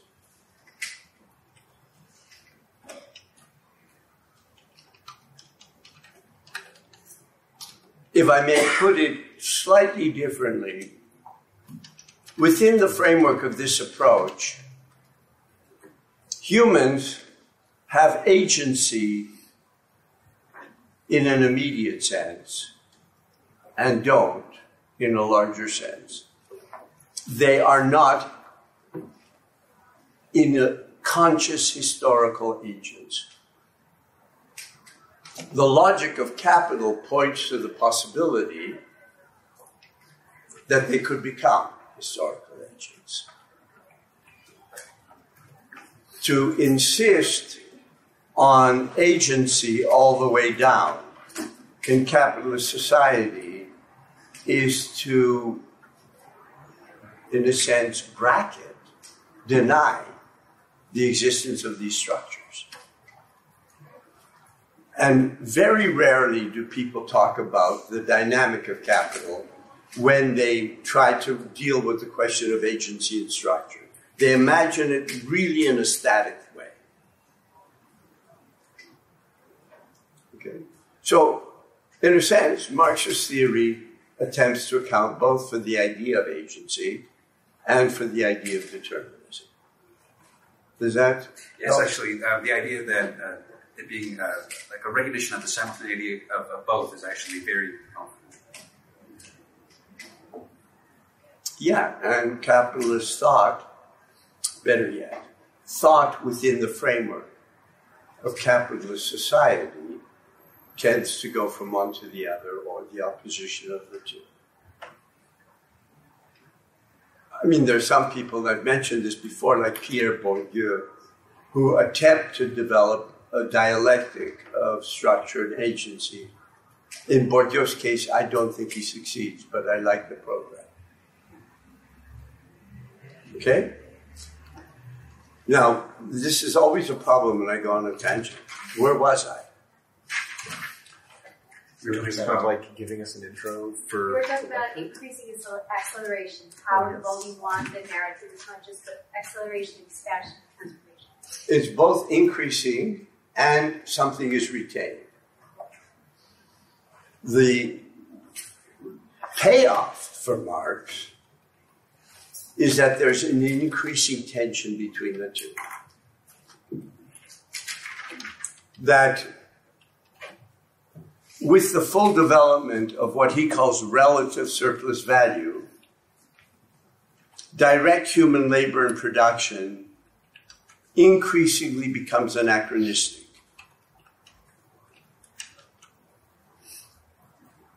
However, the second leg of the dialectic I've outlined is that that labor remains necessary for the system as a whole. So you have what I call shearing pressure.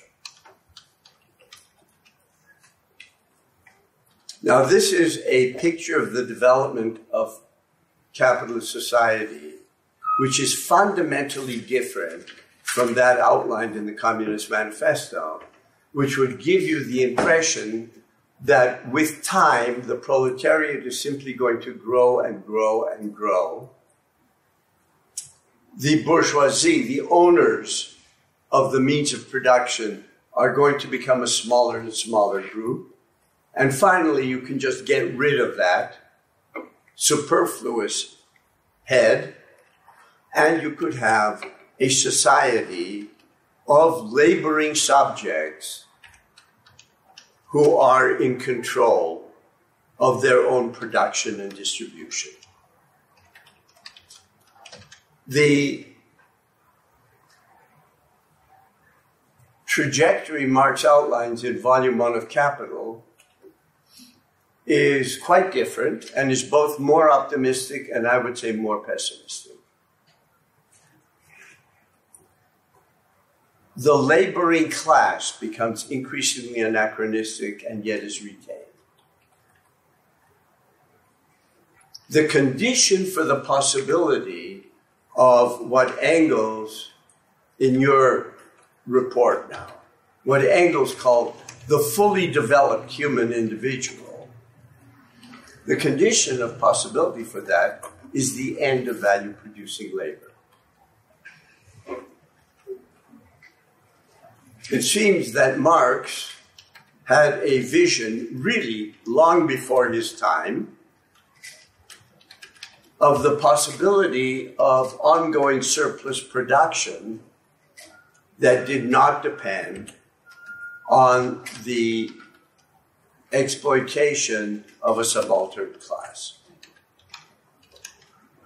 And exploitation exists regardless of whether the means of production are publicly owned or privately owned. That's an issue of the means of distribution for Marx. Now, this trajectory, the entire Volume 2 on circulation, and the trajectory that he is slowly outlining here that has to do with price and profit is an attempt on the basis of value theory to show that everyday action is generative of categories that both express and veil this underlying dynamic. So the whole question of what is the relationship of profit and surplus value, rate of profit to rate of surplus value, the whole issue of what countless people have called the transformation problem, is not really a problem of Marx starts with value and he's going to try to explain prices. It's only in the third volume. The third volume is the payoff, as it were, the economics. And that's a deep misreading. If I could put it in a nutshell, and then I want to actually go to the text. What he's going to be doing here very slowly, very pedagogically, sometimes contradictorily, certainly not edited, is work out the way in which categories like profit are expressions of value and veil it. And that rate of profit and rate of surplus value are not the same thing. And this trajectory that I've outlined is a trajectory of the rate of surplus value. The most common way of understanding what I've said, or misunderstanding, that Marx says actually value is at the core of things, and you've got profit that, price and profit that hide it, is a kind of ontological argument. That labor, that what Marx is really after, is to show that labor is really the ontological basis of social life. And price and profit allow the capitalist to think that other factors are. This is half right and completely wrong. Labor is not the ontological basis of society for Marx. Abstract labor is the mediation that grounds the dynamic. And that falls away if you see it simply as Marx being a labor theorist, the way most people understand what that would mean. A labor theorist, and now we're going to deal with what hides that. We are dealing with what hides it, but what it hides is the value dynamic, not simply the ontological status of labor. Does this make sense to you? Good. Good. Yes, no, maybe? Yeah. Oh, it does make sense. I was thinking about chapter 1, volume 1, where he starts to outline labor theory. I believe it's chapter 1. And then he makes this brief quip about if it were to be misinterpreted with some lazy worker, like if they were to spend more time doing something that would be socially necessary, then that wouldn't actually increase the value of the product. And that makes me think, if this is not an economic, or if in general this project is not an economics, what does that say about, let's call them bourgeois or normal economists who say that something like Marx wanted or outlined just doesn't work in practice? Well, it depends what they mean. Yeah. If they mean that it doesn't explain the movement of prices, Marx would be the first to say yes, that's the case. But it would be interesting for me, and I'm certainly not that familiar with a lot of economic thought, if you could point to an economic theory that would ground the trajectory of the last 200 years.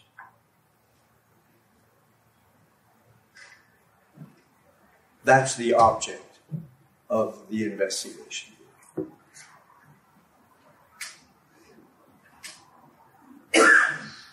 Okay. So, we started with cost, price, and profit, right? And the difference, I have to go off camera for a second. Sorry.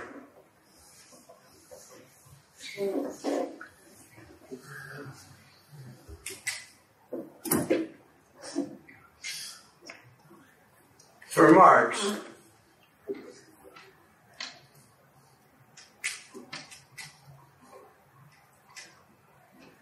the value of the commodity is constant capital, variable capital, and surplus, right? Within the framework of value theory, V plus S is new value. This is the value constituted in production. So these belong together and C is outside. C simply transmits the amount of value it has.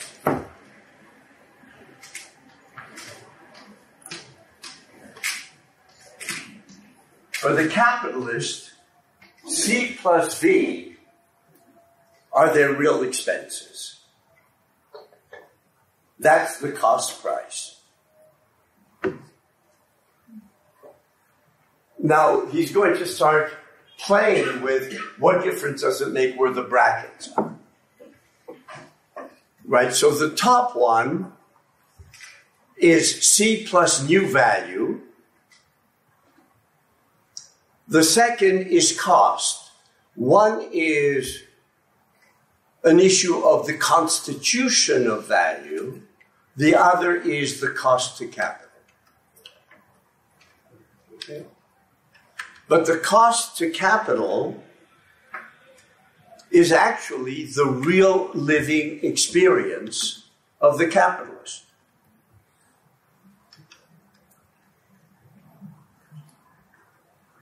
So if we were to go on a tangent here, we would call it, just as Volume 1 calls into question the new materialism, which is not so new.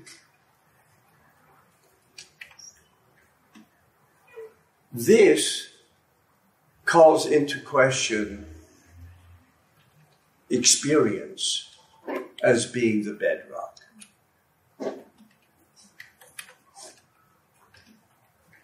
Yeah. Would it be incorrect to call this a sort of like a phenomenology of capitalism, or the capitalist mode of production? Well, how would you call it a phenomenology? I'm honestly not sure. I shouldn't even use that word. But, I mean, like you're talking about appearance, and he's explaining what's actually going on, and behind the phenomena that appear to be the real deal for like the capitalist and the laborer. So, I don't know. I guess that's a poorly worded question. Well, in a funny way, it's not phenomenological. Okay.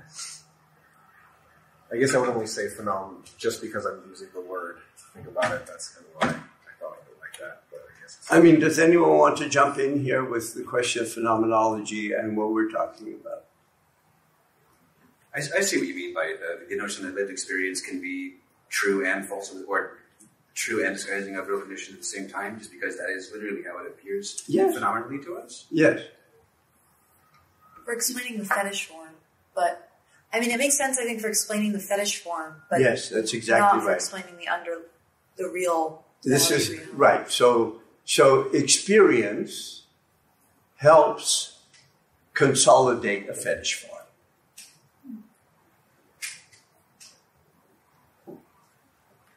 Now, again, the word fetish makes a big difference. It makes a big difference if one thinks that what is being disguised is something ontological, or one thinks that what is being disguised is a historical dynamic that has not been grasped theoretically.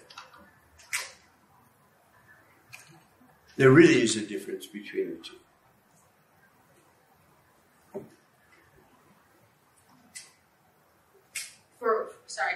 A difference between the two for how you think of experience, well, or what experience is. Yeah, for one, the first one that I mentioned, that is that the fetish form disguises what is ontologically true. Yeah. That follows a kind of a topos that we get all the way back in Plato, right? The myth of the cave. And the idea that there is a reality and that what people deal with in terms of their experience is shadows. Or shadows, the nature of which they really don't understand. And somehow, maybe, one of them will stumble outside of the cave and at first they're blinded by the intensity of the light. I mean, there is this whole the metaphor of light and truth and shadows and illusion. But that's, and this kind of topos is certainly has been a common one since Plato. There have been works, mainly written in German, that do try to talk about the rise of Greek philosophy and the development of a money economy. But isn't that would you say that that's the topos that we are still inhabiting? We're at the moment when Marx formulates the critique of German idealism, or what you call new materialism, right? And part of that topos is part of what he's critiquing in German ideology, correct? Yes. Right? Yes. But at the same time, because Germany, the manuscript that became called German Ideology, and the theses on Feuerbach are written at roughly the same time. And the theses on Feuerbach, Marx is critical at one and the same time of 18th century materialism, the materiality of materialism, and idealism. That 18th century materialism cannot account for action, agency of one will, and idealism recovers the notion of the active subject, but in a way at the cost of dealing with the material world. And I think you can see strains in Marxism that have bounced back and forth between these two strands of what I would call pre-Marxian thought.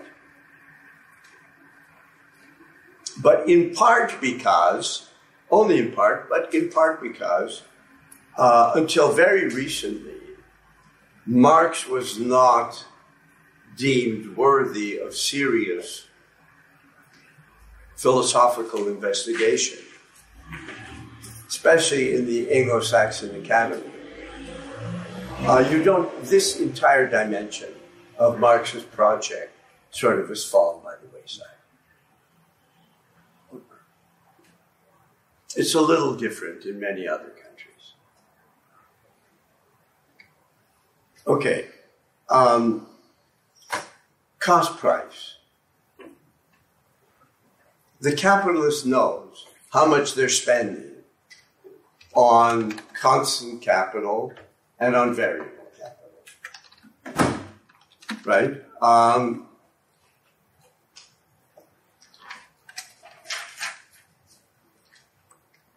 Now, they also know that they can, for them, the real cost of the commodity is C plus V, is cost price, right? So, how do they get a profit? Through sale. Through sale. It appears to them that Yes. they're selling, and that's what's bringing the profit to them. Right. And now you're trying to sell, and so are a bunch of other people, who are selling the same widget as you are. So what is one way that you can try to beat them? So, lower price.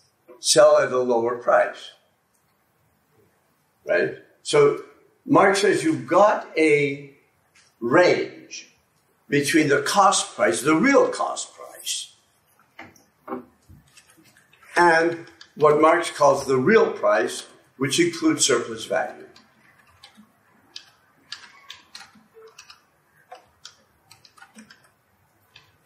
So it appears, because you've got a range, it appears as if the profit that you have has nothing to do with production with surplus value, but rather is a function of sale, of circulation.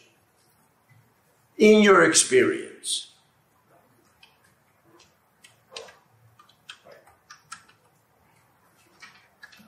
okay? This is reinforced, according to Marx, by wages.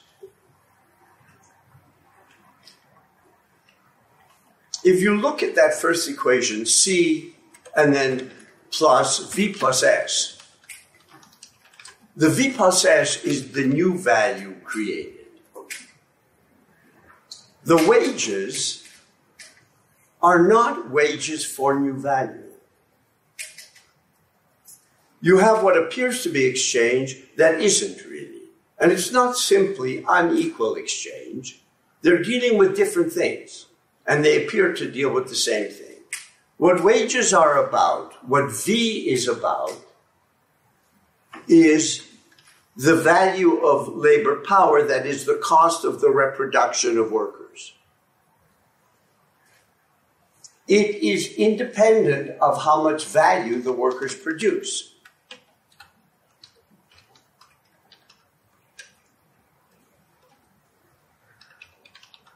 Wages transmit or communicate the illusion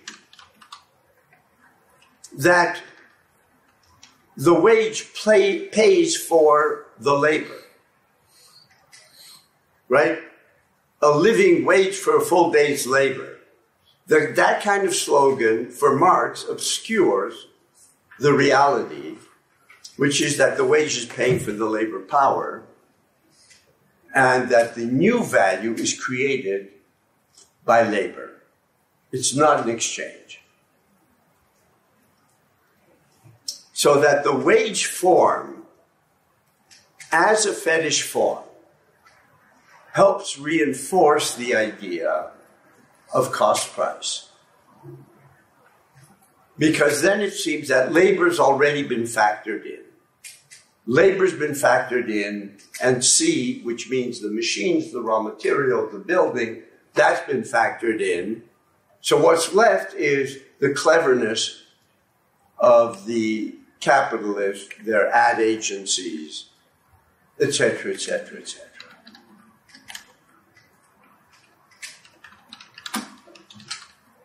An example of that would be like the idea that profit just comes from like a mandatory minimum, like 10 to 20% markup on any product when you're a seller.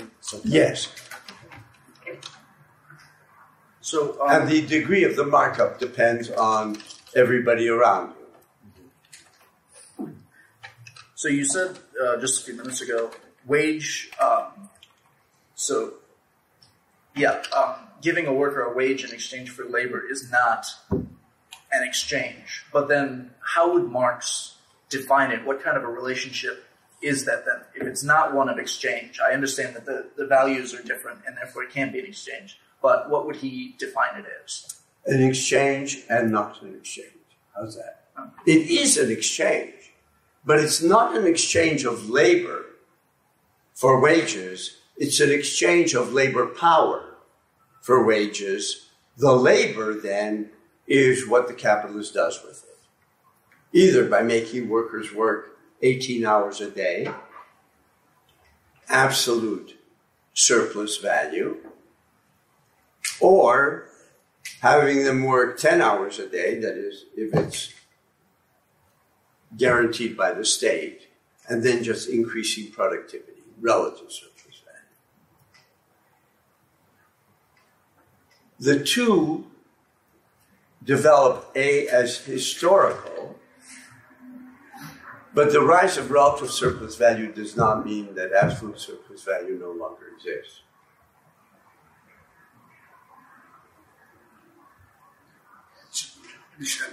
A simple point. You mentioned earlier that it's exploitation no matter if something is public or private. Mm-hmm. So is this theory extendable to something like state production? And I'm not even really thinking of the Soviets, but just, imagine whatever the English factory owners were doing, if the government were doing anything similar to that. For Marx, yes. I don't think he changed his mind in this regard from when he was a kid, younger than most of you, when he wrote the economic and philosophical manuscripts and his critique of Proudhon. Proudhon's program, among other things, called for equal wages. By equal wages, I think I've mentioned this, Proudhon did not mean all workers should have equal wages, but everyone in society should have equal wages. Doctors, lawyers, workers, everybody. And Marx says this will generalize alienated labor, and the state will become the abstract capitalist. So there's something about the structure of labor itself that Marx is trying to get at. And I think this is reinforced in his later works when he refers to class relations as relations of distribution. They're not the ultimate relations of production, pace most Marxism. For most Marxism, the relations of production are class relations. For Marx, the relations of production are captured in the categories of value and surplus value and are not class, although class was necessary for the genesis of these categories. And he always makes a distinction between the historical genesis of forms and their meaning once they're fully developed. Just as he says explicitly many times that anyone with even a modicum of knowledge of history knows that merchant capital antedated what he calls industrial capital, but fully developed capitalism, by millennia. However, that does not mean that merchant capital is at the heart of what we call capitalism. It's not, according to Marx. Does that help? Yeah. Okay. I have a question about so you kind of hinted at competition by underselling, this impulse to undersell. And competition is also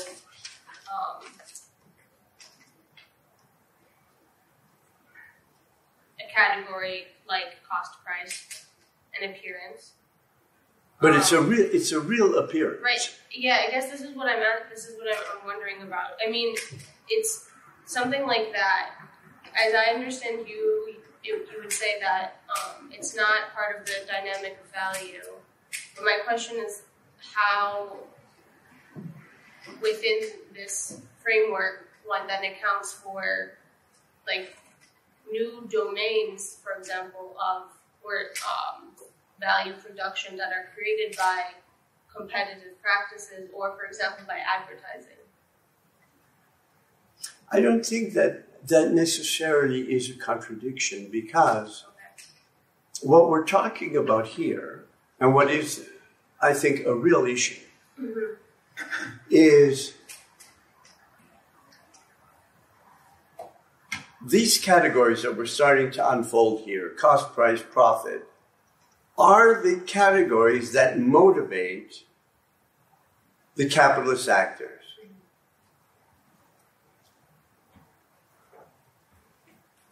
the real issue is to try to see that for Marx, it's through their action that they reconstitute value. Not that they know it.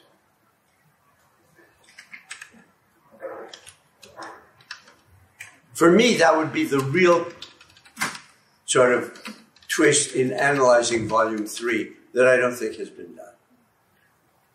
But for the theory to remain really consistent, if he's got an underlying structuring forms that are generative of forms of appearance that are real, unlike Plato's, these are real. They're not simply illusions. And they are what motivates the capitalists. Then through their actions, the capitalists, within the framework of this theory, must be reinscribing value. Does that make sense? I'm not saying I have the answer yet. But I think this is sort of, as it were, the theoretical challenge. Yeah.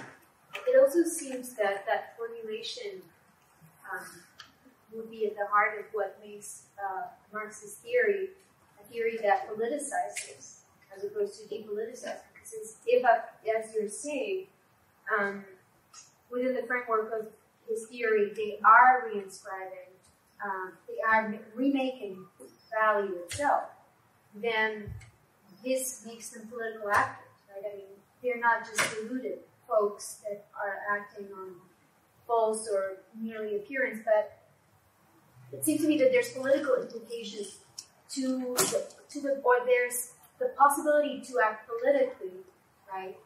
That ensues from this way of formulating Marx's understanding of where capitalist action lies in relation to value. Let me see if I've understood what you said, and let me try and maybe even push it a little further. Okay? If we say, as I just did, that Volume 3 is the level of appearance, but appearance here is real appearance. It's not illusory at all. And that the capitalists are actors here. If I say that, as a hypothesis, that in their actions they are reconstituting value, then what I've done is I've established a link between agency and structure. Nevertheless, if I can pick up on the central dimension of what you said, it gives the actors the appearance that they are agents. So the idea of agency is there. Right now, they may restrict it, only, smart guys, like us, are agents. Everybody else are the undifferentiated herd. But regardless of that, there is the idea of agency. Competition reinforces that. Right? If competition, among other things, is a competition for, you've got to find what the Americans would call the sweet spot for selling at a maximum profit that's lower than what everybody else is selling, you're being very clever. You are being very clever. You are being an agent. It may not be a form of agency that some of us would particularly value, but that's neither here nor there. What's important is the idea of agency. What's important about value is, in a sense, the degree to which you have a moving structure that is constituted by people who think they're agents. and in a funny way are. But what they're constituting is something behind their own backs. Does that make sense? Yes, it does. I think it does, and at the same time, it makes me wonder whether the position or the possibility of a politics within this analysis lies simultaneously on the exercise of one's so-called agency, or possibility for, or one taking seriously one's possibility to act in the world, and at the same time being critical of the concept of agency or the very idea of agency, right? Which seems to me, I'm wondering what are the implications of saying that in order to act in the world politically, one has to resist the very notion of agency, which is an idea that I can relate to politically. I can say I believe in that, but I'm wondering if that's what Marx was thinking about. You have to explain a little more to me. How does resistance to agency open up the possibility of politics? So I'm thinking, if I sat here today, right, thinking that political action equals agentive beings or the sovereign subject, I would say that within a Marxian framework or Marxist framework, as you're suggesting, that doesn't really work. That means that I'm just operating within the framework of capitalism, and I'm not piercing, say, the system, or I'm not working within the system to dismantle it. So the politics, or any politics here, or progressive politics, would rely on the on a critique of agency, a critique of agency through praxis. But I don't know if that is actually what is implied in what you're saying. Is that part of what happens, or does it always remain behind one's back? Sort of as an addendum to that, or at least maybe this is how I'm thinking concretely about your question of like, what are the political potentials for so the sort of agentful practice that you just outlined, which was the capitalist who sort of exercises his rationality and is clever and discerns a price that is going to be optimal so that he can succeed in a competitive environment. And in this way, he's being agentful, but he's also reproducing structure.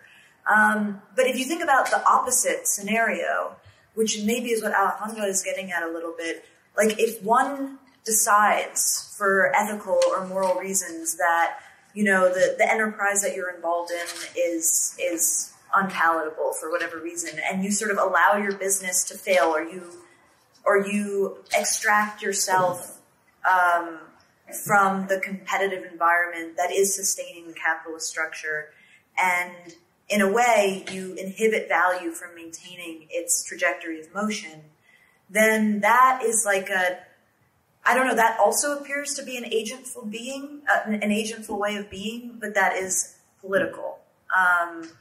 By acting in a way that undermines the structure that one is supposed to reproduce agentfully under capitalism. Is that kind of what you're thinking? Yeah, I think your example helps in the sense that I would say that for Marx, there's never the possibility to fight capitalism one capitalist at a time, right? Hence why it's a class struggle, and hence why it's always already a collective struggle. Because there's no way that one can, there's no outside, but there's also no way of acting against within unless alongside others, unless as a class.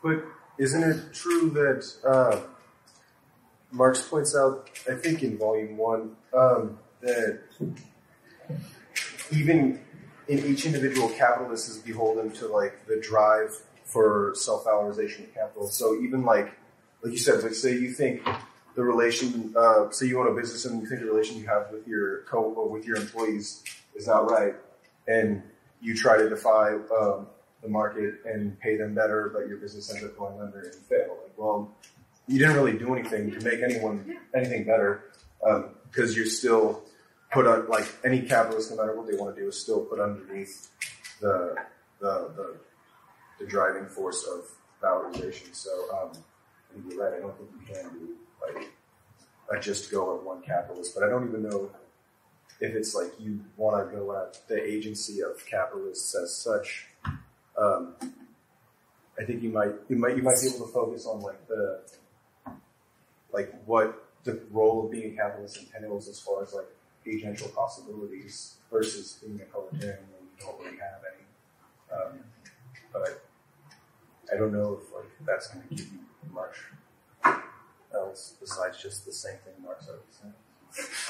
Yeah, I think we're forgetting a bit about capitalist recuperation and the fact that capitalist recuperation, the idea that do something to capital and it'll capitalize it. The famous example that I was citing on the grad is the Che Guevara T-shirt sold for profit. And how things often actually work. If you were to, and this is not the most realistic example that you guys are using, but if you actually were to try to ethically dismantle your own business and therefore put a stick in the wheel of capitalism, what would actually happen? And Marx is trying to be as descriptive as he is prescriptive of their writings. Like he's trying to describe how people actually operate, and he's inventing terms to describe it in a systematic fashion. If you were to actually put your own business out, a more aggressive firm would probably take it over and then use it for profit. I mean, this is usually how things go. You have a firm goes bankrupt, it's bought out by another one, and then whatever. Yeah. Aaron. Well, I think, so you talked about how this process of capitalists reconstituting value through their activity happens behind their backs. And so it seems as though, right, immediately the experience of the capitalist, or conversely, like we talked about last quarter, the experience of the laborer is not that they are reconstituting capital or participating in this dynamic, but that actually happens behind their back. Mm-hmm. So I guess the question for me is then, how can one overcome through agency something that's happening behind their back? And I guess my attempt to answer that would be to say that, like, it's the question of how can you take yourself, or I don't know, maybe like a class, I don't think it would be an individual, but like as an object, so that you can actually, like, I don't know how you would get at what's behind your back through merely like resisting or any sort of, well, I'm going to be moral and I will stave off greed or something. That's not, things are still happening behind your back in ways that maybe the immediate appearance of your actions don't betray. Yes, Karl. Wouldn't another way to get at this question about politicizing agency or whatever it was, would just be to sort of ask how much of this even falls within the gamut of what we consider politics? So much of what we're discussing is completely outside of any sort of democratic deliberation. So it's sort of in that way behind our backs. So it would be sort of calling into question what a political agent is as opposed to... Or how could you make those things behind our backs political?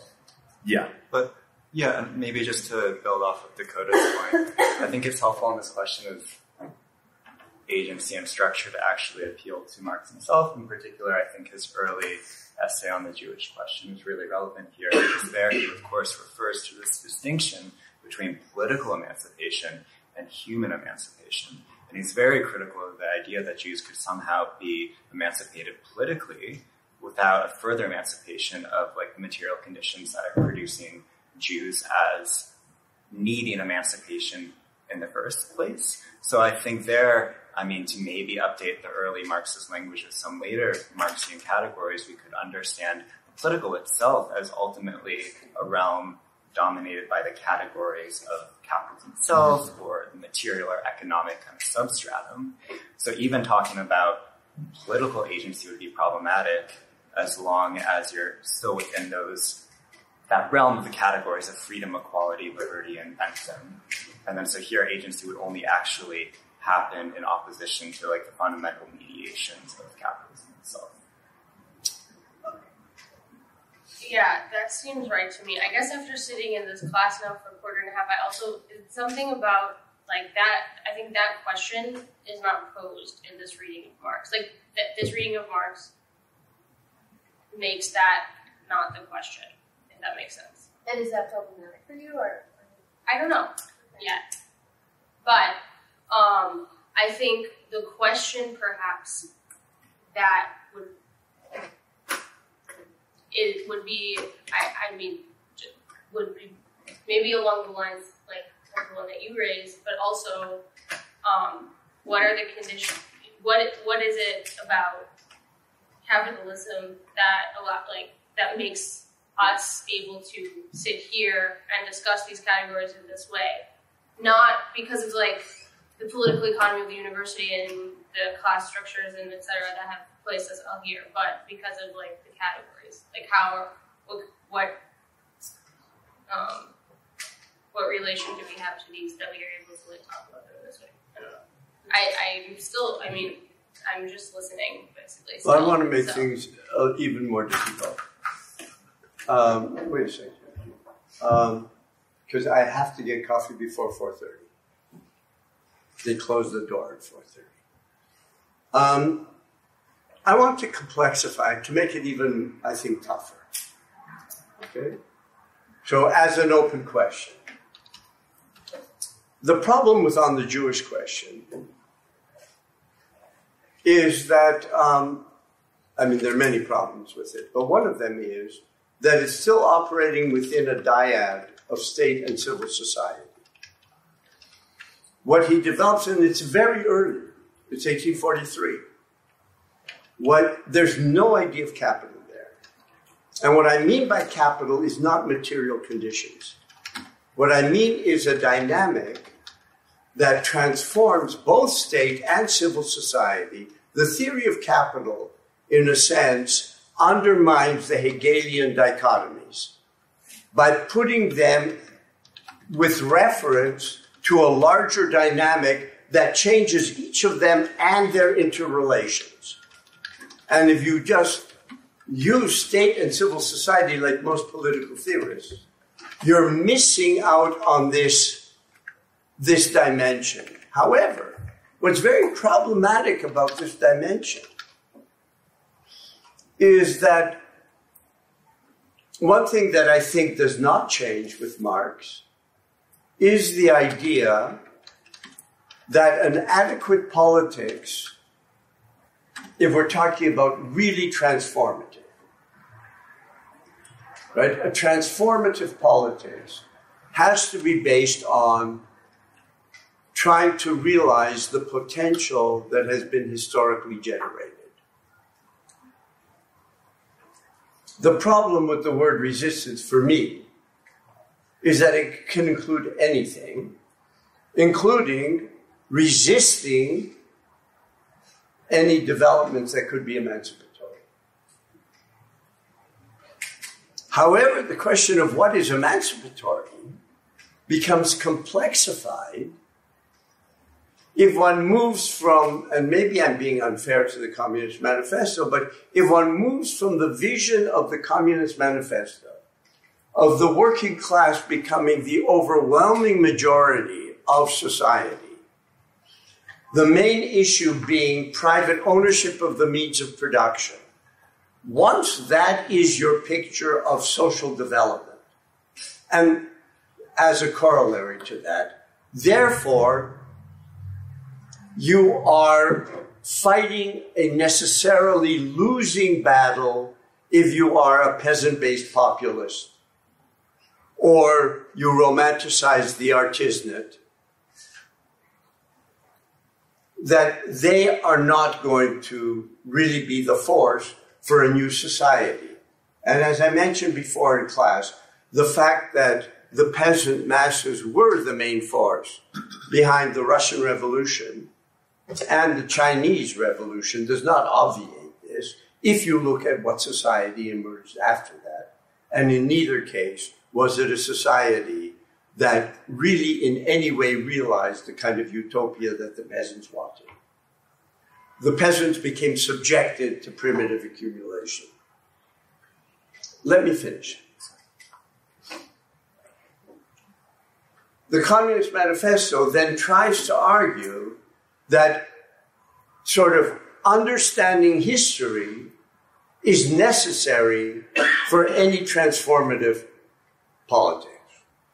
This was difficult, but not impossible conceptually, as long as you imagine that there's a continuum between the interests of the working class and the interests of society as a whole. then you could decide, were certain reforms, did they push in that direction? Or were they so-called reforms that basically simply diminished the power of the working class? I think a fundamentally different dilemma has emerged since 1970. And that is the secular decline of the industrial working class. A. And B, the realization that what Marx was talking about is not the realization of proletarian labor, but its abolition. So what would it mean to have a transformative politics that aims in that direction? I don't think anybody has been doing this at all. I think that there's been a strong sense, a felt sense, that the older scenario was no longer adequate.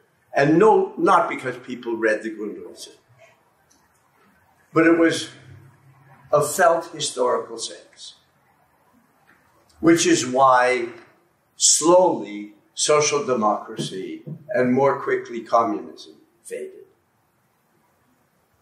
I would suggest. And what was involved was almost a frenzy of trying to find what transformative politics would be. Anti-imperialist politics weren't simply politics to support the colonized or the previously colonized against colonialism, but were freighted with much more weight, that the revolt of the colonized would transform the world. That was done at the cost of any kind of material analysis. But there's a reason why Che Guevara t-shirts are everywhere.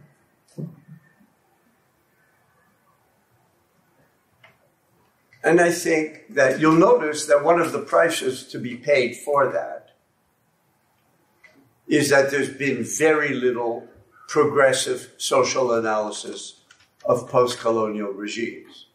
After all, decolonization happened 50, 60 years ago. And unless there's an analysis of that, you've moved back into the realm of political romanticism rather than a real analysis of trying to understand the world.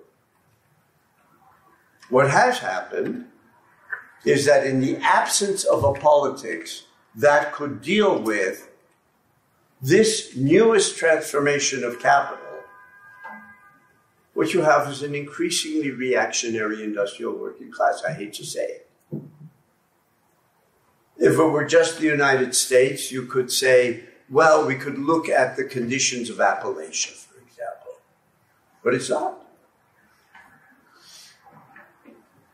If you look at a map of where Marine Le Pen got her votes, it's the old industrial areas of France and the Southeast. I mean, that's its own thing. If you look at the support for Brexit, the support for Brexit was very strong among the declining British industrial working class. And I think that the progressive politics has been helpless in the face of this, other than to just characterize these people as xenophobic, racist, and sexist, which they are. They are xenophobic, racist, and sexist, but that in itself doesn't ground an adequate politics. What an adequate politics is, and I'm just trying to work out the theory of this here, not even the theory of the politics, the pre-theory of the politics, is the immense mental, theoretical transformation that's required to deal with the crisis of capital. And a crisis of capital has to go beyond capital. So it's not a matter of dismantling. It does have to do with realizing the potential that capitalism develops in a form that is deeply oppressive to people. But to try to maintain both of those moments simultaneously, the emancipatory possibility and the destructive reality, as being two sides of the same coin. I think Marx's analysis is brilliant in this regard. One last thing, not for the class. In what regard? Sorry. In regard to seeing the development of capital as a simultaneity of both. The analysis of capital is not simply or solely the way in which workers are ground down. It's always both. It is definitely the way workers are ground down, the way their lives are expendable. It is also at the same time the unleashing of productive forces that Marx claims are general human. They develop as general human, not that they were there before.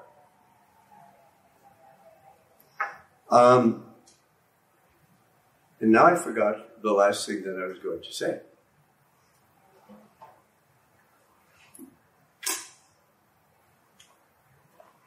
I will remember when I get a little more caffeine. Okay, so let's take our break at 20 after 4 so that I can get coffee. I know it's an egocentric way of conducting the class. So, having established in the first chapter cost price,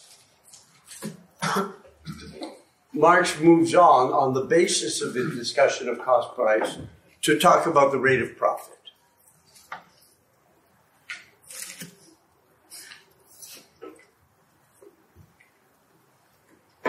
Now, I think it's very interesting that here at the very beginning of the chapter, Marx talks about the historical requirement for this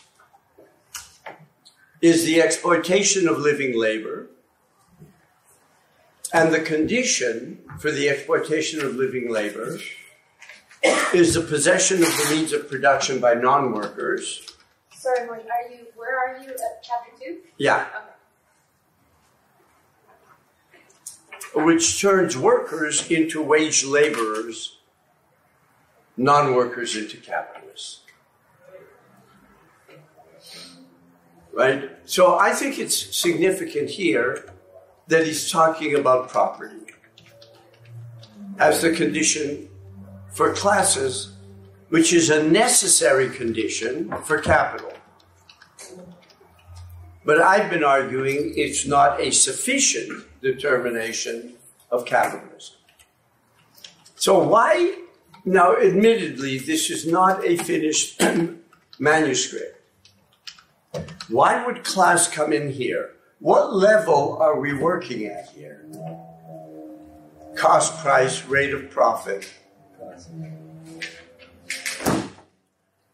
You'll notice class is reintroduced at the level of appearance. Yeah, that's what I was thinking about. Yeah. Even though in the book 1 there is a clear division between classes, I think that classes are not the division that constitutes capital, but is constituted by capital. So I think that we might try to understand how Marx is dealing with classes in book 3 as the personifications of this process that happens behind their back. I would add a little wrinkle to that. And just taking off from what he says at the beginning of volume 2, the formation of class society was a historical condition for the emergence of capital. Once capital is fully developed, it reconstitutes class. And in particular, and this was the dilemma I was mentioning before the break, it reconstitutes the working class.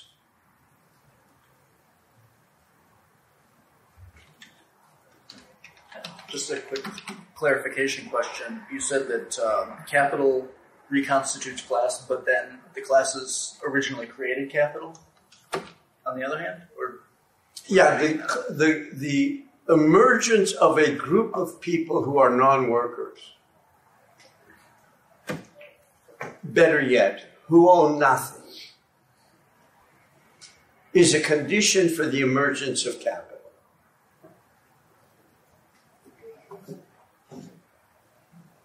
You don't have developed capital and then the expropriation of these people. That's why he calls it a regional accumulation. Incidentally, which I've told you before, is a better translation than primitive accumulation.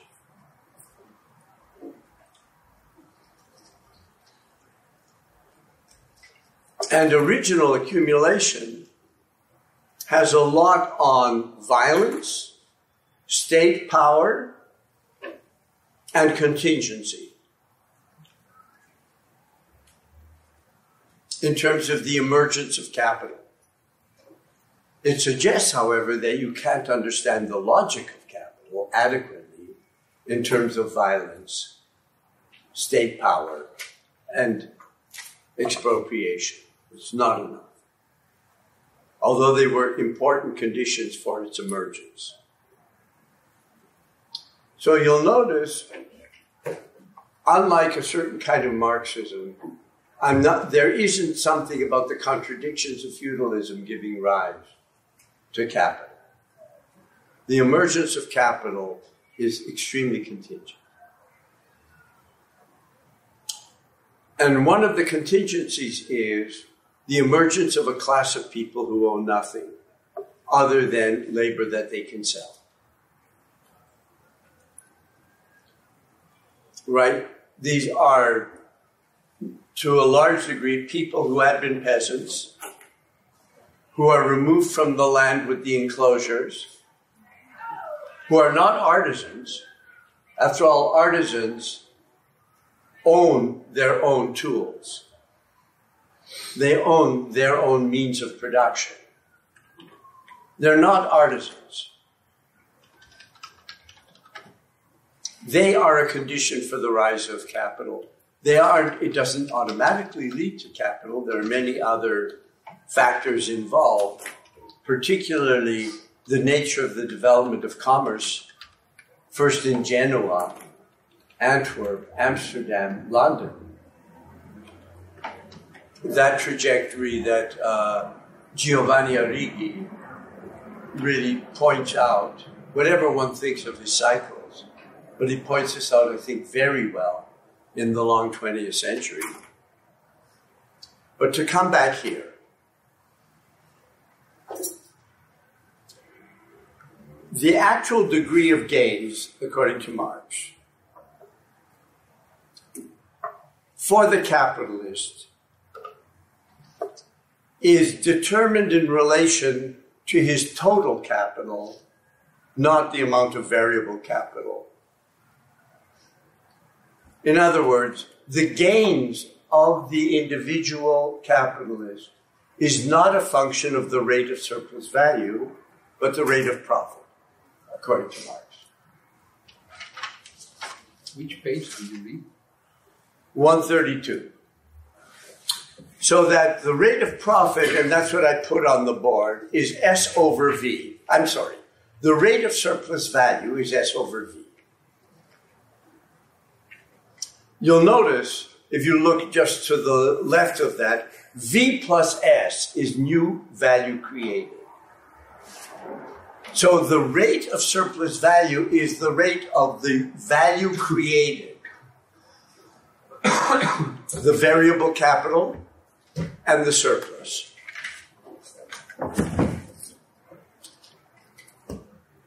the rate of profit is S over C plus B.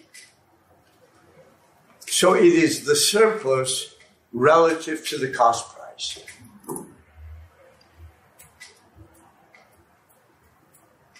Because of what the surplus represents for the capital, from the capitalists from their point Yes. of view, right?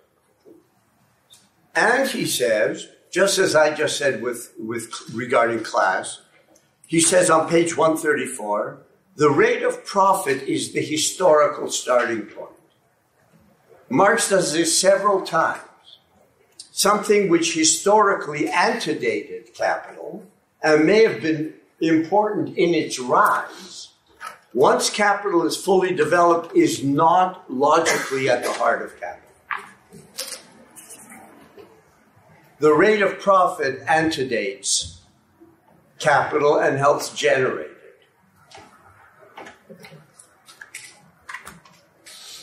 Or as he continues to say, and this is really what my long tangent before the break was, on page 134, surplus value and the rate of surplus value are the invisible essence to be investigated. The rate of profit, the form of surplus value as profit, is the visible surface phenomenon.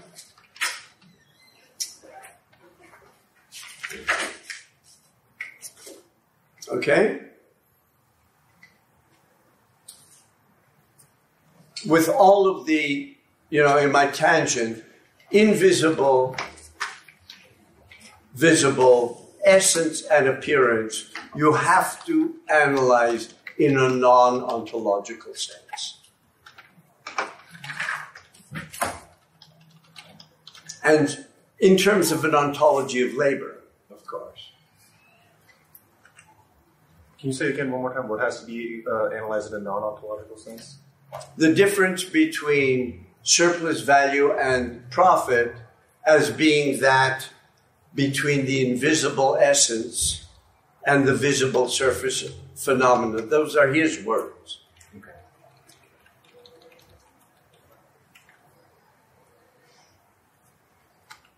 Right? And the way I'm trying to interpret it is that the invisible essence isn't the essence of an ontology of labor, which is always wealth creating, but the essence of labor time as being at the heart of the capitalist formation.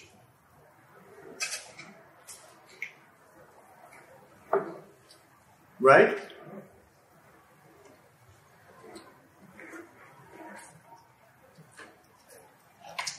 Now, according to Marx,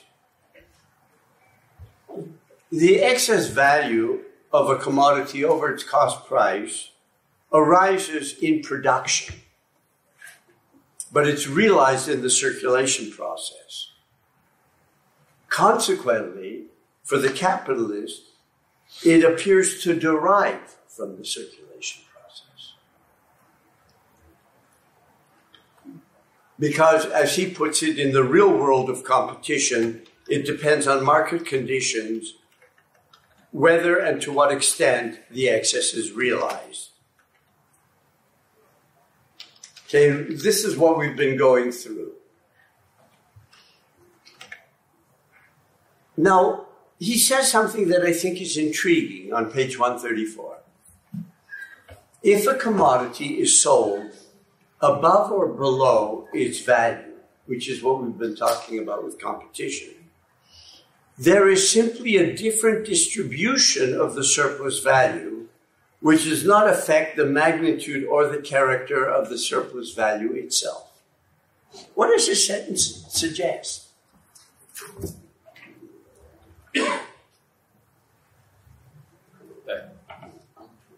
Let me try. Go ahead. That surplus value is we might try to understand surplus value as a substance that has to do with the whole society and not with each particular capital. So it doesn't matter if it goes to you or for me or for a third capitalist, but is the society as a whole producing surplus value, and like the the contradiction between the real wealth and the value, it has to do with this amount of surplus value produced. Yes, I think that's good. So you'll notice, if he uses language, that if you sell a commodity above or below its value, you have a different distribution of surplus value. Immediately that suggests that surplus value is not simply the profit of individual firms. If he calls it a mode of distribution. So surplus value in Marx's mind is a total social category which is distributed among individual capitals by competition. Competition does not create value. Competition distributes it. Are we okay with that? But I think this is extremely important in Chapter 2. However, for the individual capitalist, how much he actually gets does depend on competition. So again, we're talking about essence and appearance, but where, and I can't emphasize this enough, the appearance is real. It's not an illusion. It's not something in the fevered brain of the capitalist.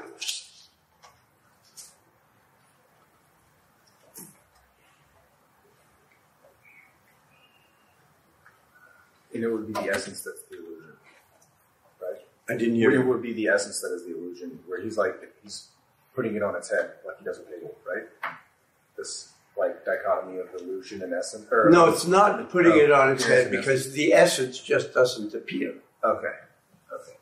It just doesn't appear. There is another inversion that he does talk about. But for the capitalist, the immediate process of production, which for Marx is the locus of value production, is an evanescent moment, right? It's constantly passing over into circulation and back into production.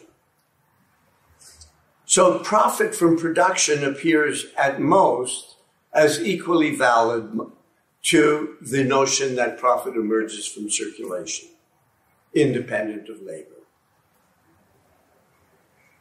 This all has to do with the everyday economics of being a capitalist, which is you're worried about cost. The theory of value is not a theory of cost. And if I may add something as a side, because I've been involved in discussions recently with issues of financialization, which hopefully we will reach. Marx is not saying that value production is the production of stuff. It's not materialist in that sense. It's very peculiar because what is being produced when value is produced?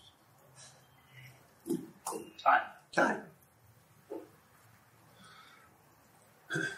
Or as Marx put it, we're dealing with kind of a metaphysical society.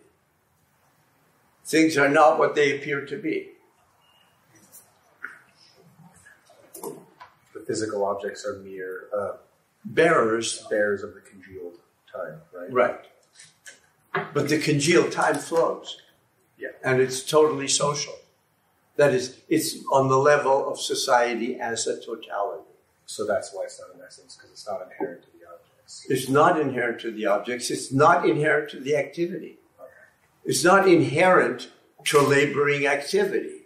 You know, Pache, 5 generations of a certain kind of Marxism that thought that it was.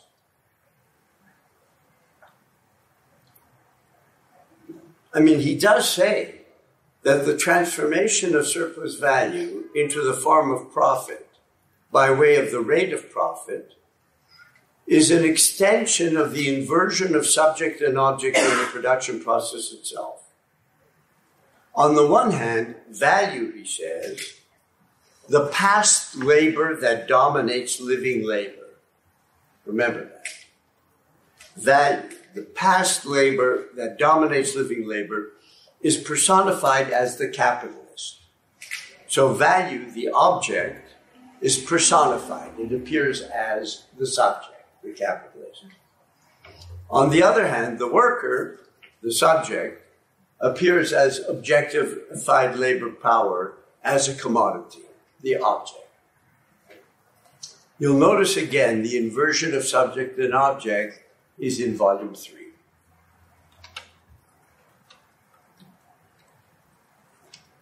Which is the page you were reading? 136. 136.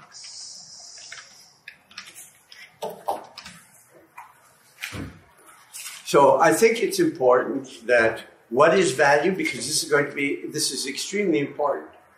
It's accumulated past. And what is living labor is the constant present.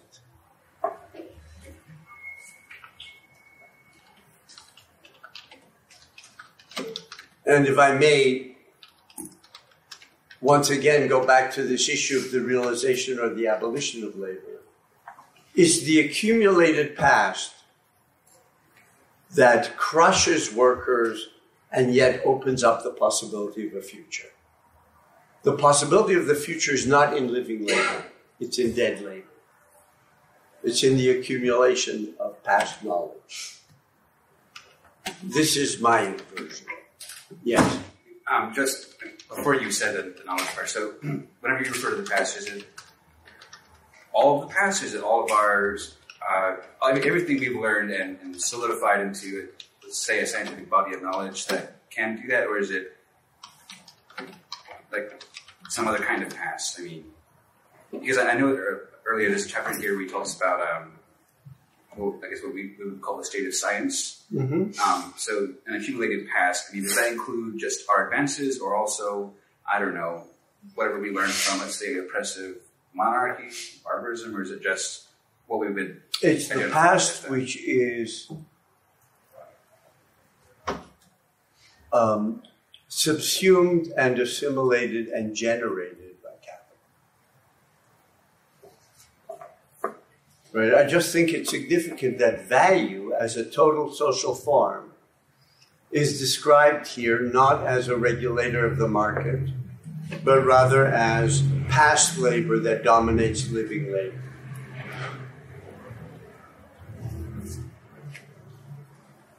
And it's the inverted situation, he says, that generates an inverted conception of the situation. And in this, Marx is completely consistent with the program that he outlined in the German ideology when he said that if the young Hegelians, who claim that consciousness determines social being, have got it backward, this is because the society in which they live is inverted and allows that thought. It's not enough to say they're wrong. Your theory is only as powerful as it can show why and how they got it wrong. And now he does a very interesting thing. Speaking of theories that get it wrong, on page 136, he talks about the mistake of the Ricardian school. You've heard of David Ricardo, right? And David Ricardo is the one who, in a sense, works out some of the inconsistencies in Adam Smith's theory that labor is constitutive of value. So what, according to Marx, is the problem with the Ricardians?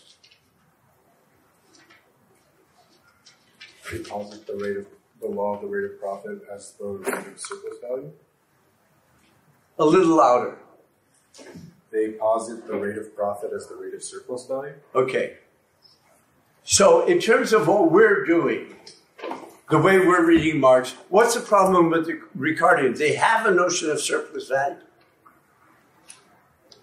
What is it that they try to do?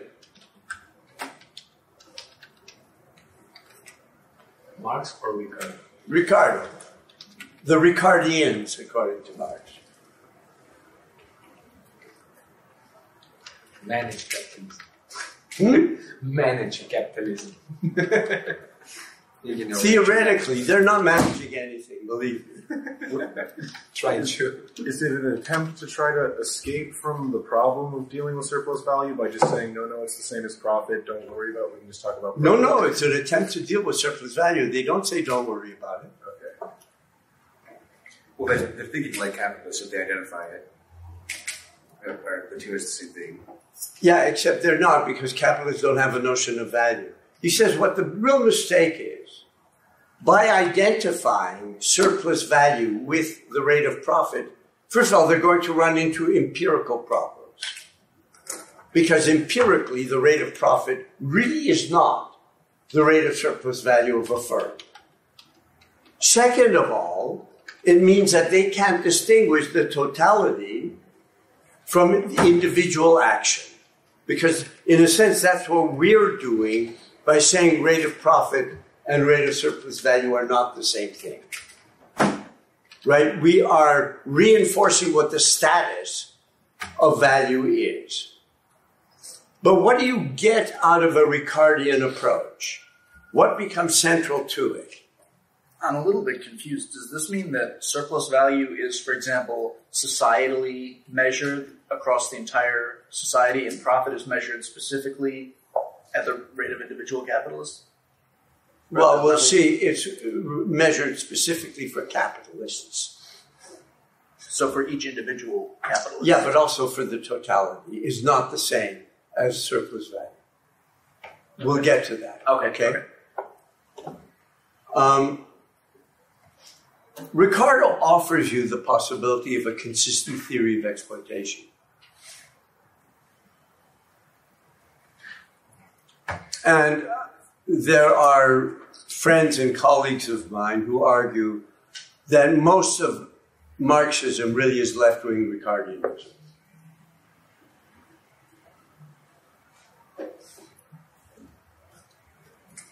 So if the rate of profit and the rate of surplus value are the same thing, then your focus really is on the rate of exploitation, period.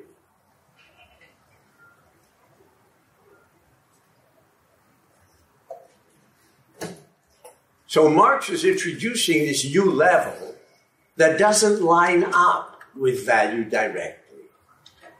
It's important to understand because so much of the criticisms of Marx were that he didn't line it up. In spite of the fact that he says, I'm not lining it up. Okay? Can you say more of what lining up means here? That there's a direct relationship between profit and surplus value.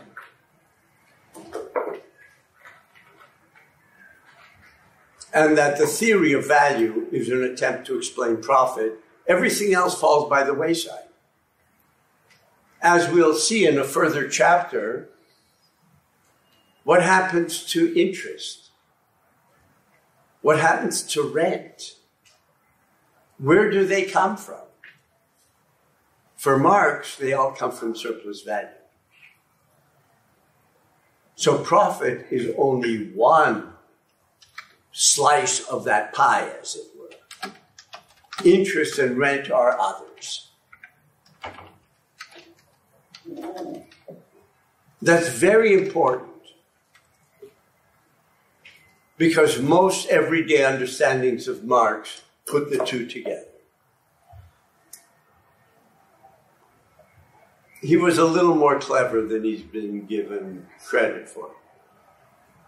He was also, I think, the Germans have this expression, Arbeitsfähig, a workhorse.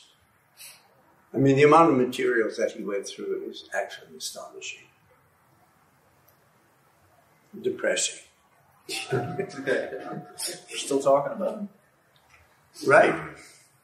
That's what happens when you can spend every day in the British Museum, now known as the British Library. Even though the original in the British Museum, they still maintain the way it looked and they've got a little plaque where, you know, Marx, apparently he sat in the same place. Okay. Now, he continues, and a lot of this just seems very arcane. There's no intrinsic relation between the value of constant capital and surplus value, right? There's no intrinsic relation between C and surplus value. And hence, there's no intrinsic relation between the value of the total capital, that's C plus V, and surplus value.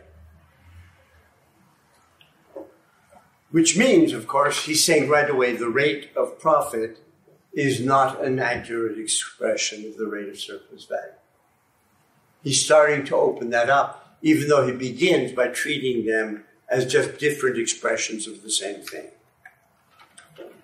Is the 138 page? Yeah.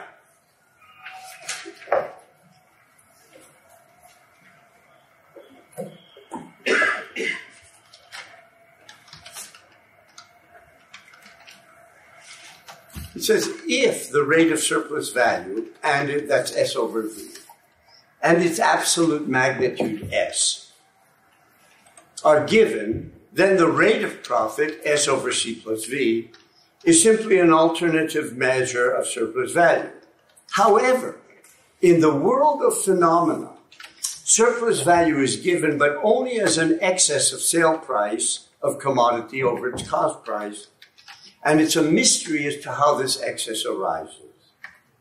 If we begin with the rate of profit, and this is really important, I think, for a lot of Marxist economists, you cannot establish any determinate relationship between this excess and the part of capital laid out in wages.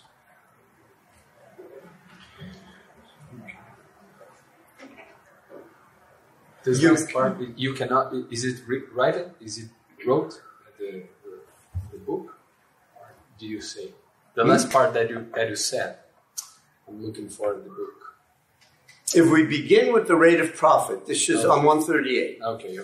Can't establish any determinate relationship between this excess and the part of the capital laid out in wages. The excess relates to equally important parts of capital, which appear only as either fixed or circulating capital, and has nothing to do with valorization. In other words, methodologically, and this makes Marx very difficult to operationalize, as it were, you can't begin with an analysis of rate of profit and go down to figure out rate of surplus value.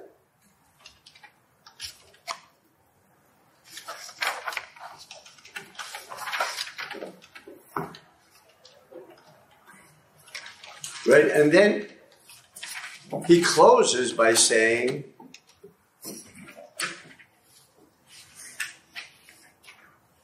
whereas in surplus value, the relationship between capital and labor is laid bare,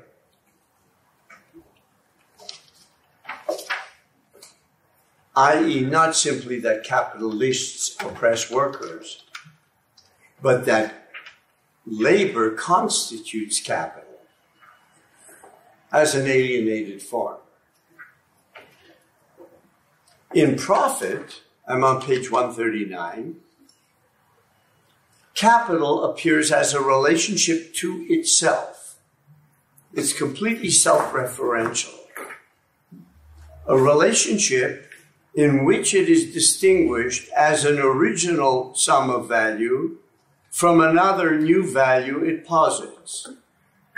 It appears to consciousness as if capital creates this new value in the course of its movement, but how this happened is mystified. Here, once again, he uses the language of Hegel.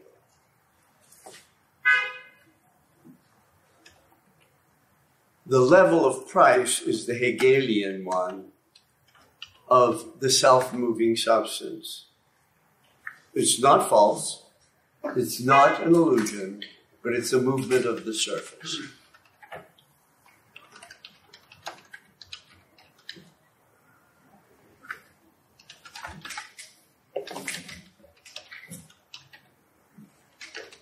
Jeremy, are you bothered by something? Okay. No, I just have that face.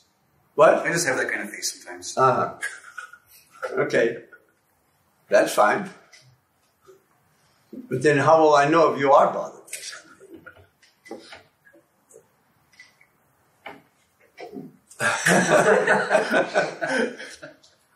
Okay. Any questions here? Yes, I have a question about this last passage in which Marx states capital appears as a relationship to itself. And regarding your reinterpretation of Marx, labor is like another side of the same coin, right? That is capital. And I think if in this,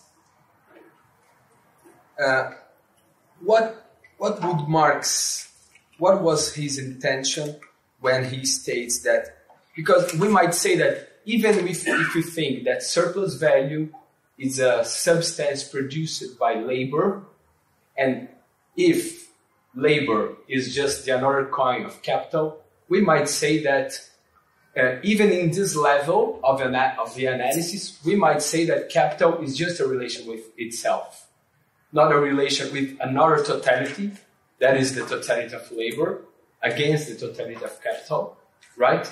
And I'm just trying to figure out if you think that this state like puts a problem for the reinterpretation, for your reinterpretation.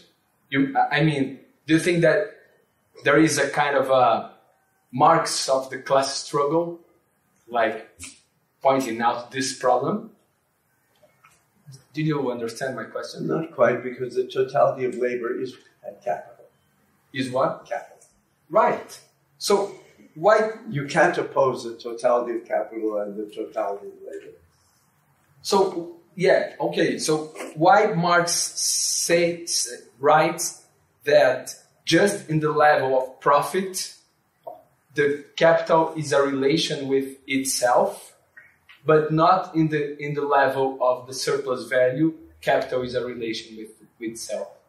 Because on the level of surplus value, which is volume 1, labor is always there as constituting the surplus value.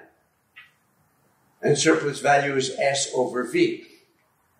But once you have S over C plus V, the unique significance of labor disappears. So labor is just another factor of production of capital. So it is capital reproducing itself, reaching out, as it were, and swallowing different factors. Raw materials, labor, machines. So capital appears as a structure, a dynamic structure. In a funny way, it's closer to the structure of structuralism, in the sense that there is no theory that it is constituted by any form of practice.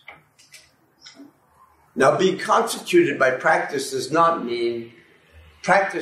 mean revolutionary practice necessarily. The expenditure of labor is practice. It's a practice which is alienated, but it's practice. Jeremy. I'm probably misusing the word in this context here, but to what extent is he reifying something like labor as opposed to capital? Because in no way does capital live. I mean, unless it's in the form of like a capitalist, I guess, in the same way that a laboring person is actually alive and should, I guess if you're a humanist, would be the primary object or subject of your viewing of the world. And, I mean, some of the ways that we talk about this stuff, it seems almost like he's personalizing something that doesn't exist. And if he's doing that, is he doing that in criticism of the bourgeois economists who do that, or is he doing it himself? Yeah. Well, it seems to me from what we've read that for Marx, the individual laborer, or even like the class of workers, would just be a phenomenon of labor, which is itself like a moment in the dynamic of capital, right? So, I don't know if that like speaks to what you're saying, but I don't think he's trying to reify labor as something like more real or eternal, because, right, like what Professor Postone was talking about this, how it's not like you have the totality of labor and the totality of capital, but actually labor, in a sense, is capital. Like, I remember the very first day of class, he brought up that really, like, befuddling Adorno quote, that it's the identity of identity and non-identity, right? And so we have to think of, like, capital and labor as, like, two moments of this dynamic. Can I add something?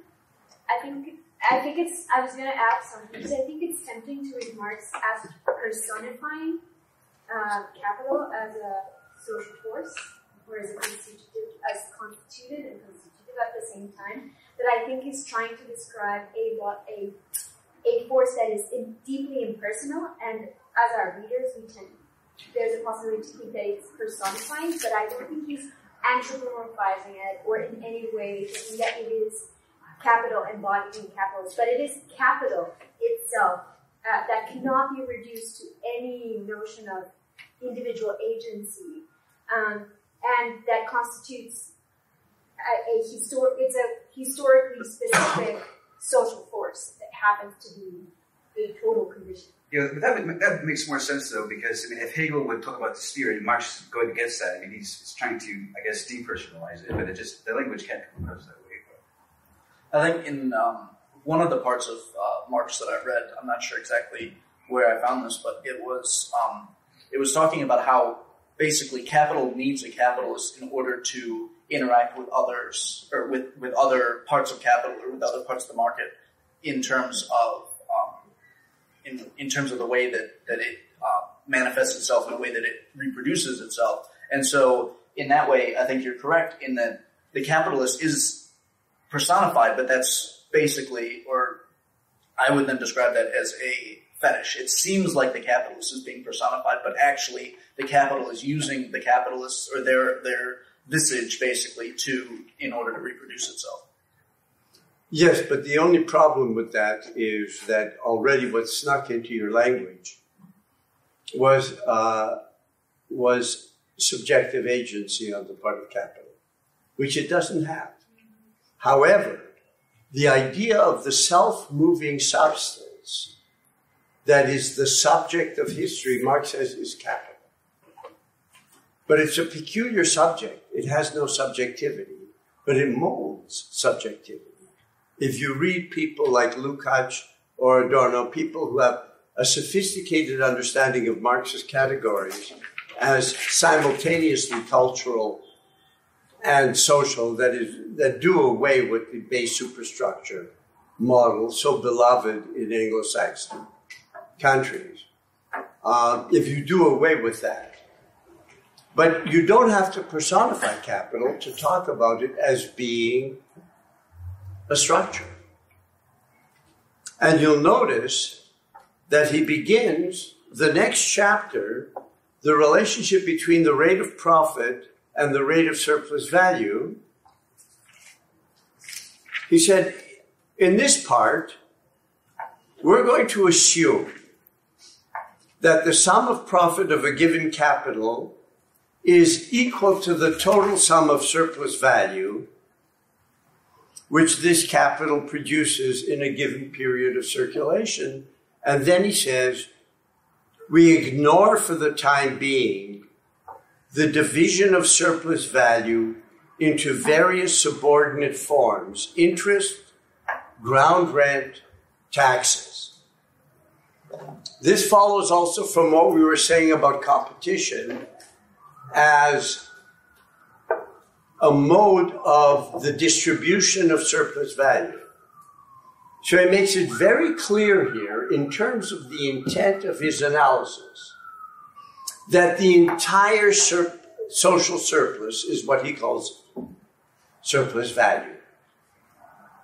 And that you cannot take profit or interest or ground rent or taxes and, in a sense, look through them to their underlying basis. Because that presupposes a kind of a quasi-ontological independence of all of these that they don't have, according to Marx. So you have to look at all of them together to get surplus value. Or, conversely, you have to understand that in spite of the language that seemed as if in Volume 1, he's talking about the profit of firms, he's not. And this was very, I think, in terms of the adequacy of a mode of presentation, I think this was very difficult for him to do. To really convey, because after all, the manuscript for Volume 3 is written before Volume 1. That is the published version of Volume 1. So he has these ideas. Reading Volume 3 clarifies, in a sense, what Volume 1 is about. And that it's not about the profit of firms. Does that make sense to you? Obviously, what I'm trying to do is assimilate all of this to my reading. Yeah. So does he mention in Volume 1, or I'm sure he does at some point, but I just wanted to confirm that this is not about the profit of individual firms? The end. At the end, right? He talks about it being only a socially valid category. It's a category valid for society as a whole. Okay. So there's like... Pedagogically, though, I feel like when you read the earlier part of the book, it's kind of has to be... You sort of have to think through it that way, but... Okay. So he considers that maybe is self-explanatory. No, I think he's doing what he's just doing how here. else is he going to present it? I don't know. But it seems like it might be helpful for him to say, this is not about individual firms. Well, he does a lot of like bracketing and assumptions. So here he's saying we're making an assumption, like we know what he said in chapter 2, that the division obscures the true relationship between profit and surplus value. But then he begins this chapter saying, let's just pretend that the pie is equally divided so that we can think through this. And so he does a lot of that as well in Volume 1. Okay. He tends to assume like the most ideal conditions to prove capitalism like is inconsistent, even on its like best terms. Not even trying to say like, oh, in moments of crisis, this is how bad it gets. It's like, no, this is how it is every day. It's still sucks. But he does say that in chapter 1.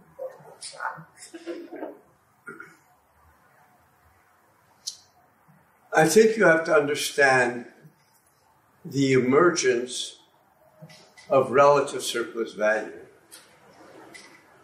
which, of course, it's only with the emergence of relative surplus value that the difference between value and wealth is even discovered.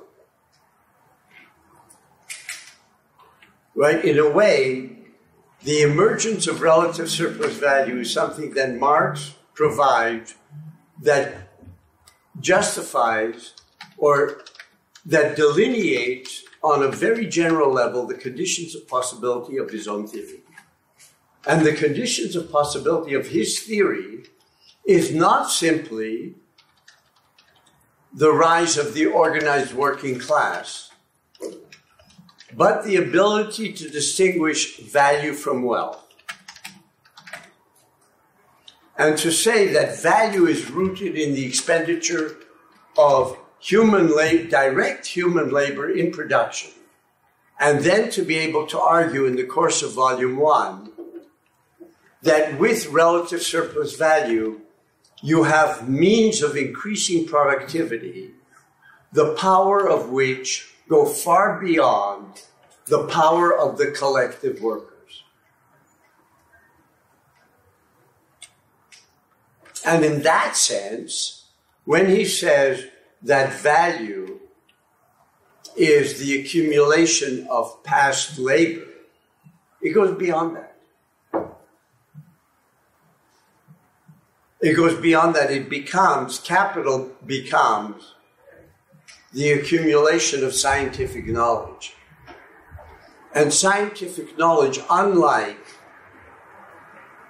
artisanal knowledge, is general social knowledge.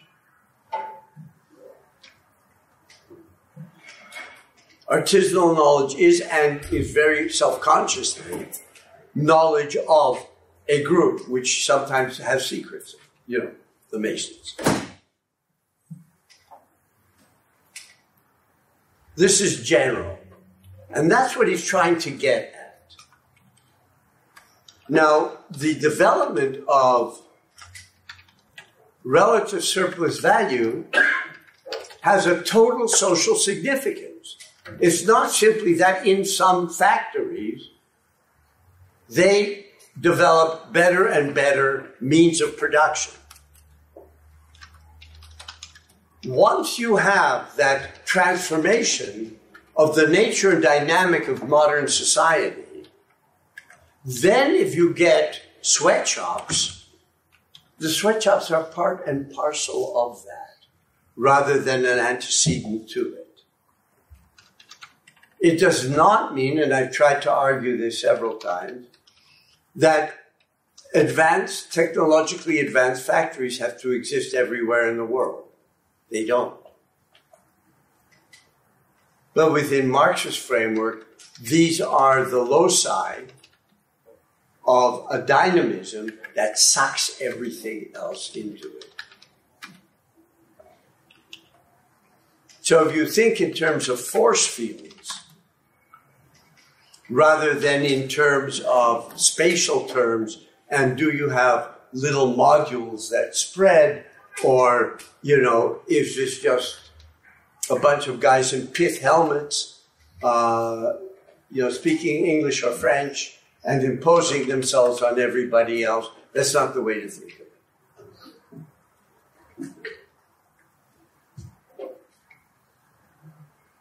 So that at this point, the beginning of chapter 3, he makes it clear, unless you're just reading this as an economics textbook, that profit, interest, ground rent, taxes are forms of the distribution of surplus value.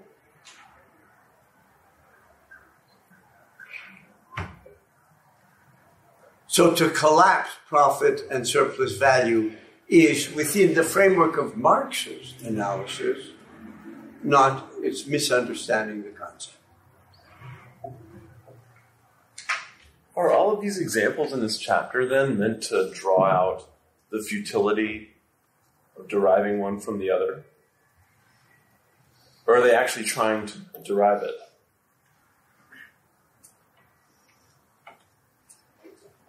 I don't know. At some points I lose patience. I mean, it's true. I think that he's just, compulsive about covering everything. And sometimes I felt, maybe you did too, that I got the point already. But I have to read it in order to make sure that I'm not missing the point. Because sometimes he just slides things in. Isn't the point of this chapter to show that that surplus value and profit can describe the exact same phenomenon in drastically different ways, and you can describe the same exact surplus value phenomenon in multiple ways with regards to profit and how you got to that point, but just looking at it from the point of profit is never going to get the whole picture. That's part of it. But part of it, let's go to his nerdy part near the beginning, okay? Where he's got P prime and S prime. The rate of profit is to the rate of surplus value as variable capital is to total capital. Huh. This is either bottom of 141, I'm looking at my notes, or top of 142. It's 142. So what does that mean? It follows, he says, that P prime, that is rate of profit, is always smaller than the rate of surplus value, since V, variable capital, is always smaller than capital C, than total capital, which is C plus V.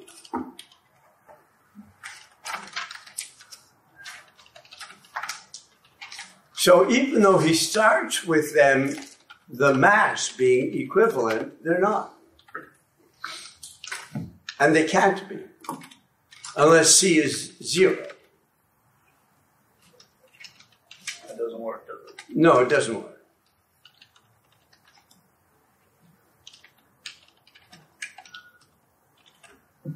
So, in terms of value, if you extend the working day, or if you depress wages, you will raise the mass and rate of surplus value. What you've done is you've affected V, variable capital, which is the only factor of importance in the production of surplus value according to Marx. Whereas if you, from the value dimension, constant capital is only important in terms of the value it has, regardless of its material quantity. Now, once again,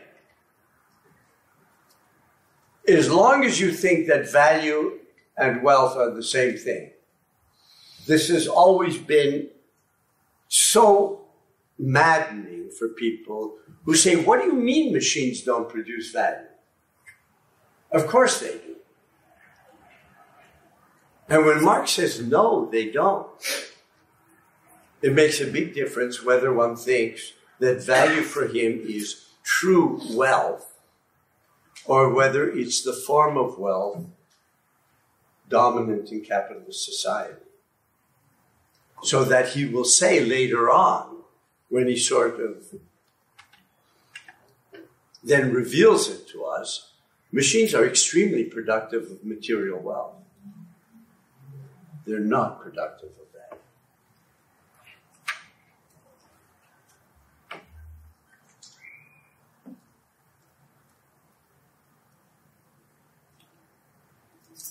Right? Whereas the rate of profit, he goes on to say, varies inversely to the value of the constant capital,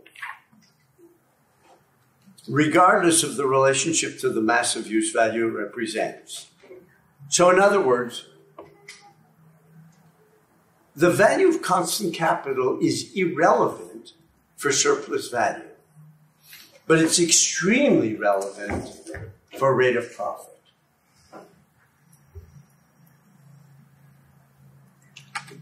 And then we're going to see, through some examples, what does this mean? Were you reading the 142? Yeah. No, I was already on 144. Yeah, I jumped. Yeah. Well, you're prodding me to go faster. So. Yeah, that's good. Here we go.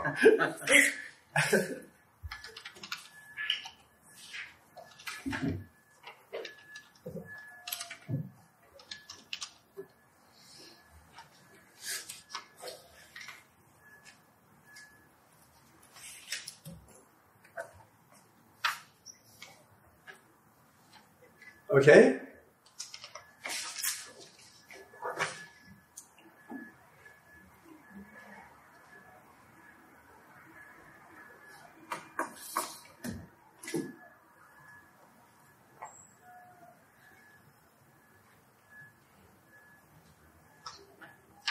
So, yes? Can I ask a question about 144? So he has that very dense paragraph, the second full paragraph in 144. And then he says, here we see precisely that special organic connection that the variable at the beginning of the third full paragraph of 144. Here we see precisely that this special organic connection that the variable capital has with the movement of the capital as a whole and its valorization, as well as its distinction from the constant capital. So the organic movement here, if we were to try to synthesize it, what is the organic connection? Sorry, intrinsic would be a better word. Okay.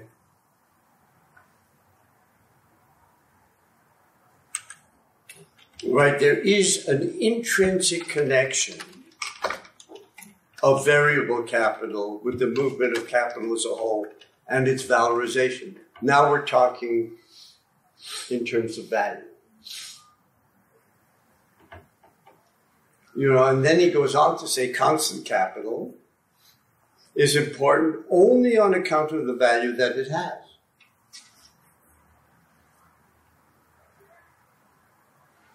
The quantity of actual material in which its value is expressed is completely unimportant for the formation of value.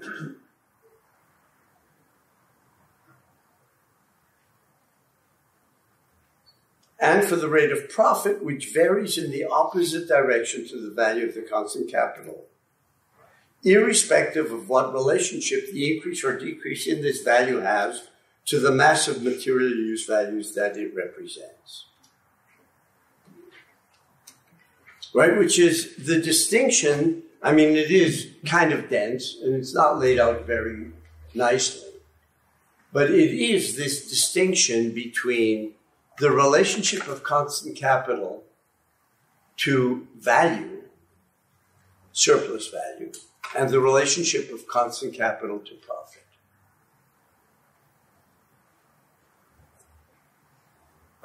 Given his little equations,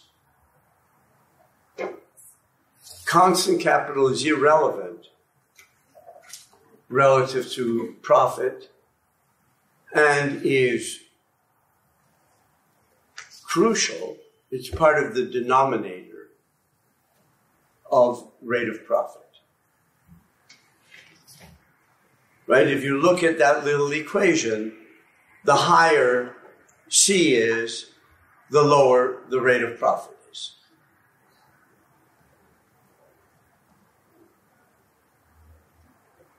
The lower C, the higher the rate of profit. And we'll begin to see why he thinks this might be significant. Okay, right now he's laying the groundwork.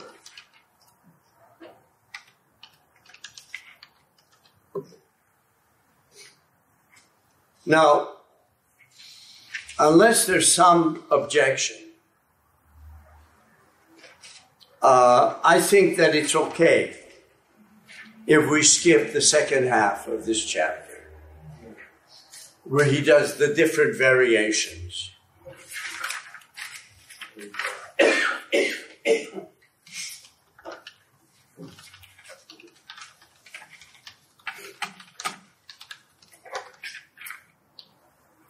But I think that we have, in a sense,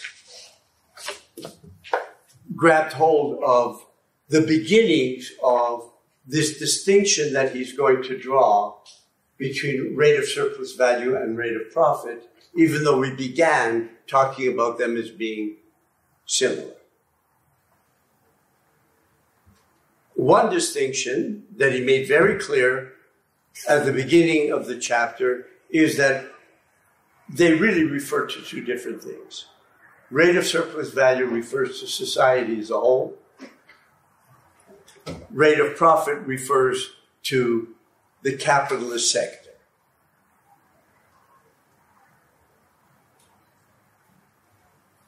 Right? And that capitalists are going to be sharing the surplus value with landlords, ground rent, and with bankers.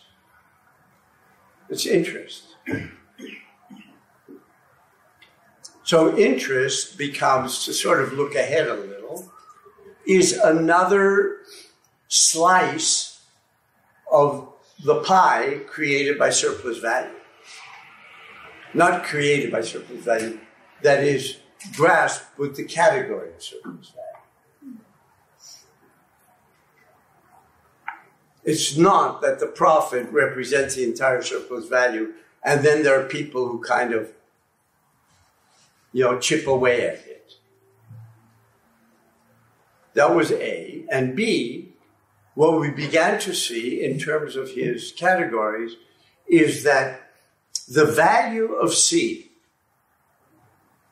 of constant capital, which, to refresh your memory, refers to both fixed and circulating, that is to say, machines as well as raw materials, plays no role in the creation of surplus value, which is counterintuitive until we begin to realize that he's not talking about profit, but plays an extremely important role in profit.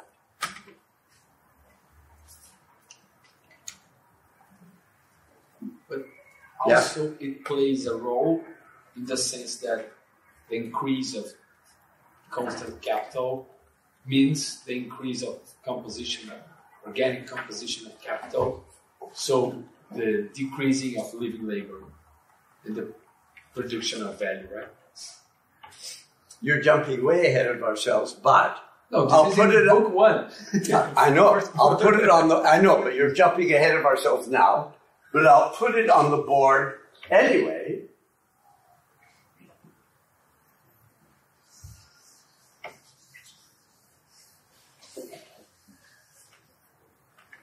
When Marx calls the organic composition of capital is C over V. This is in volume 1.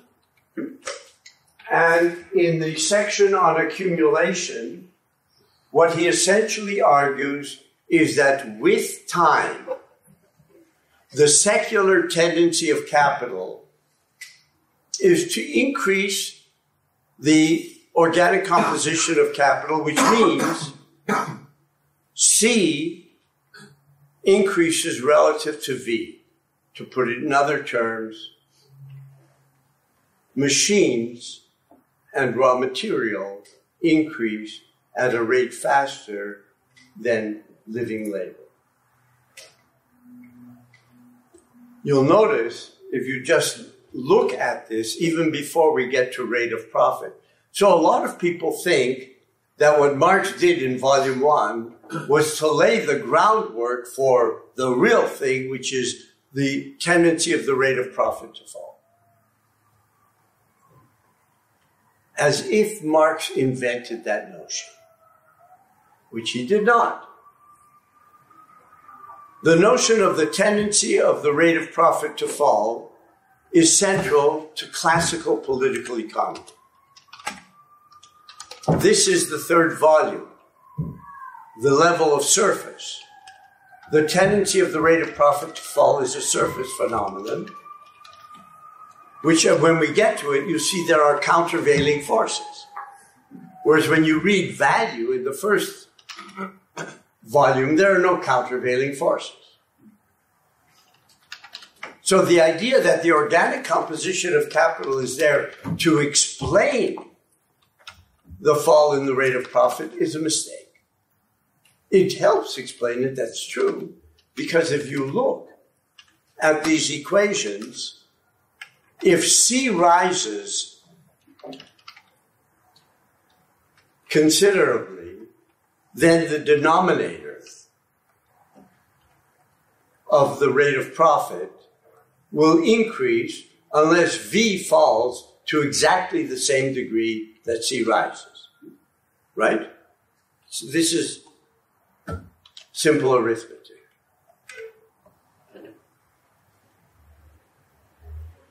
Whereas if V decreases, what happens to the rate of surplus value? It increases.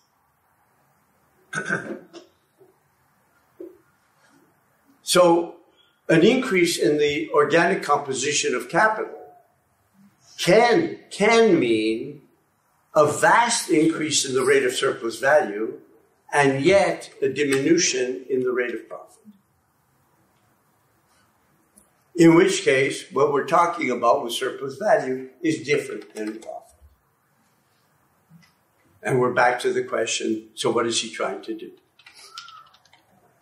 I say all of this to kind of justify why I'm reading the way I am. Okay? Chapter 4, Engels stepped in. Apparently in the manuscript, I got hold of the manuscript for volume 3, but I haven't read it yet.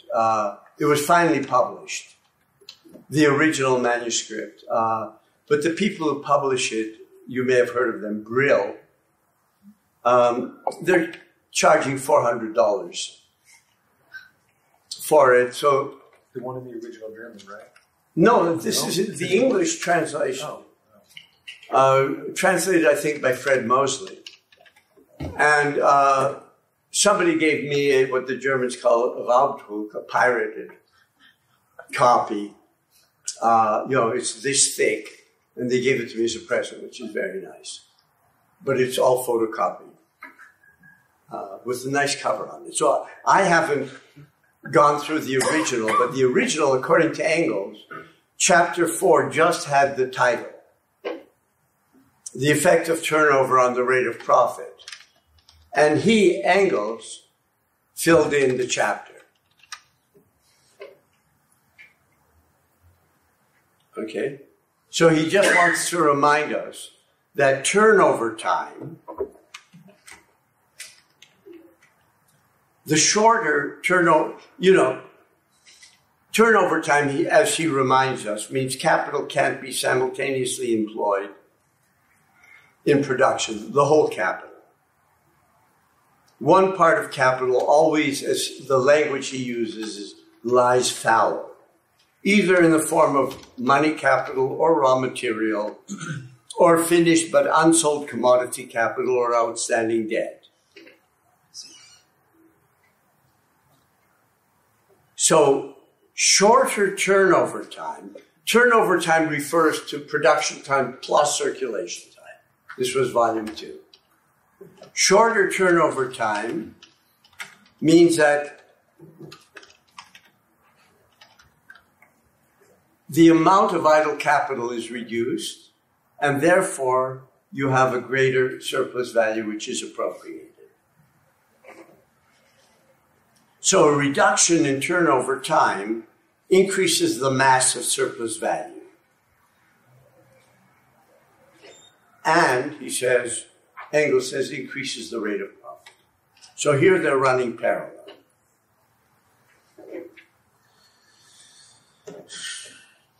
However, whereas with production time, it's mainly reduced by the increasing productivity of labor, it also makes a difference in circulation time, which is reduced by, according to Marx, improved communication. And his examples are all on a global level.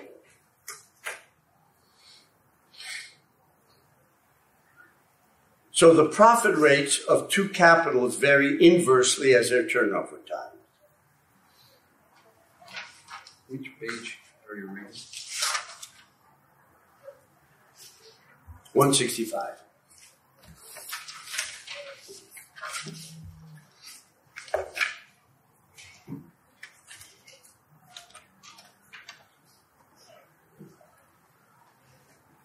And then he just talks about, the massive surplus value appropriated in one turnover period of variable capital has to be multiplied by the number of such turnovers every year. And then he reminds us at the end of the chapter, and we're going to end here, that for the capitalists, they think in terms of fixed and circulating capital. So they may not know how much variable capital they actually employ.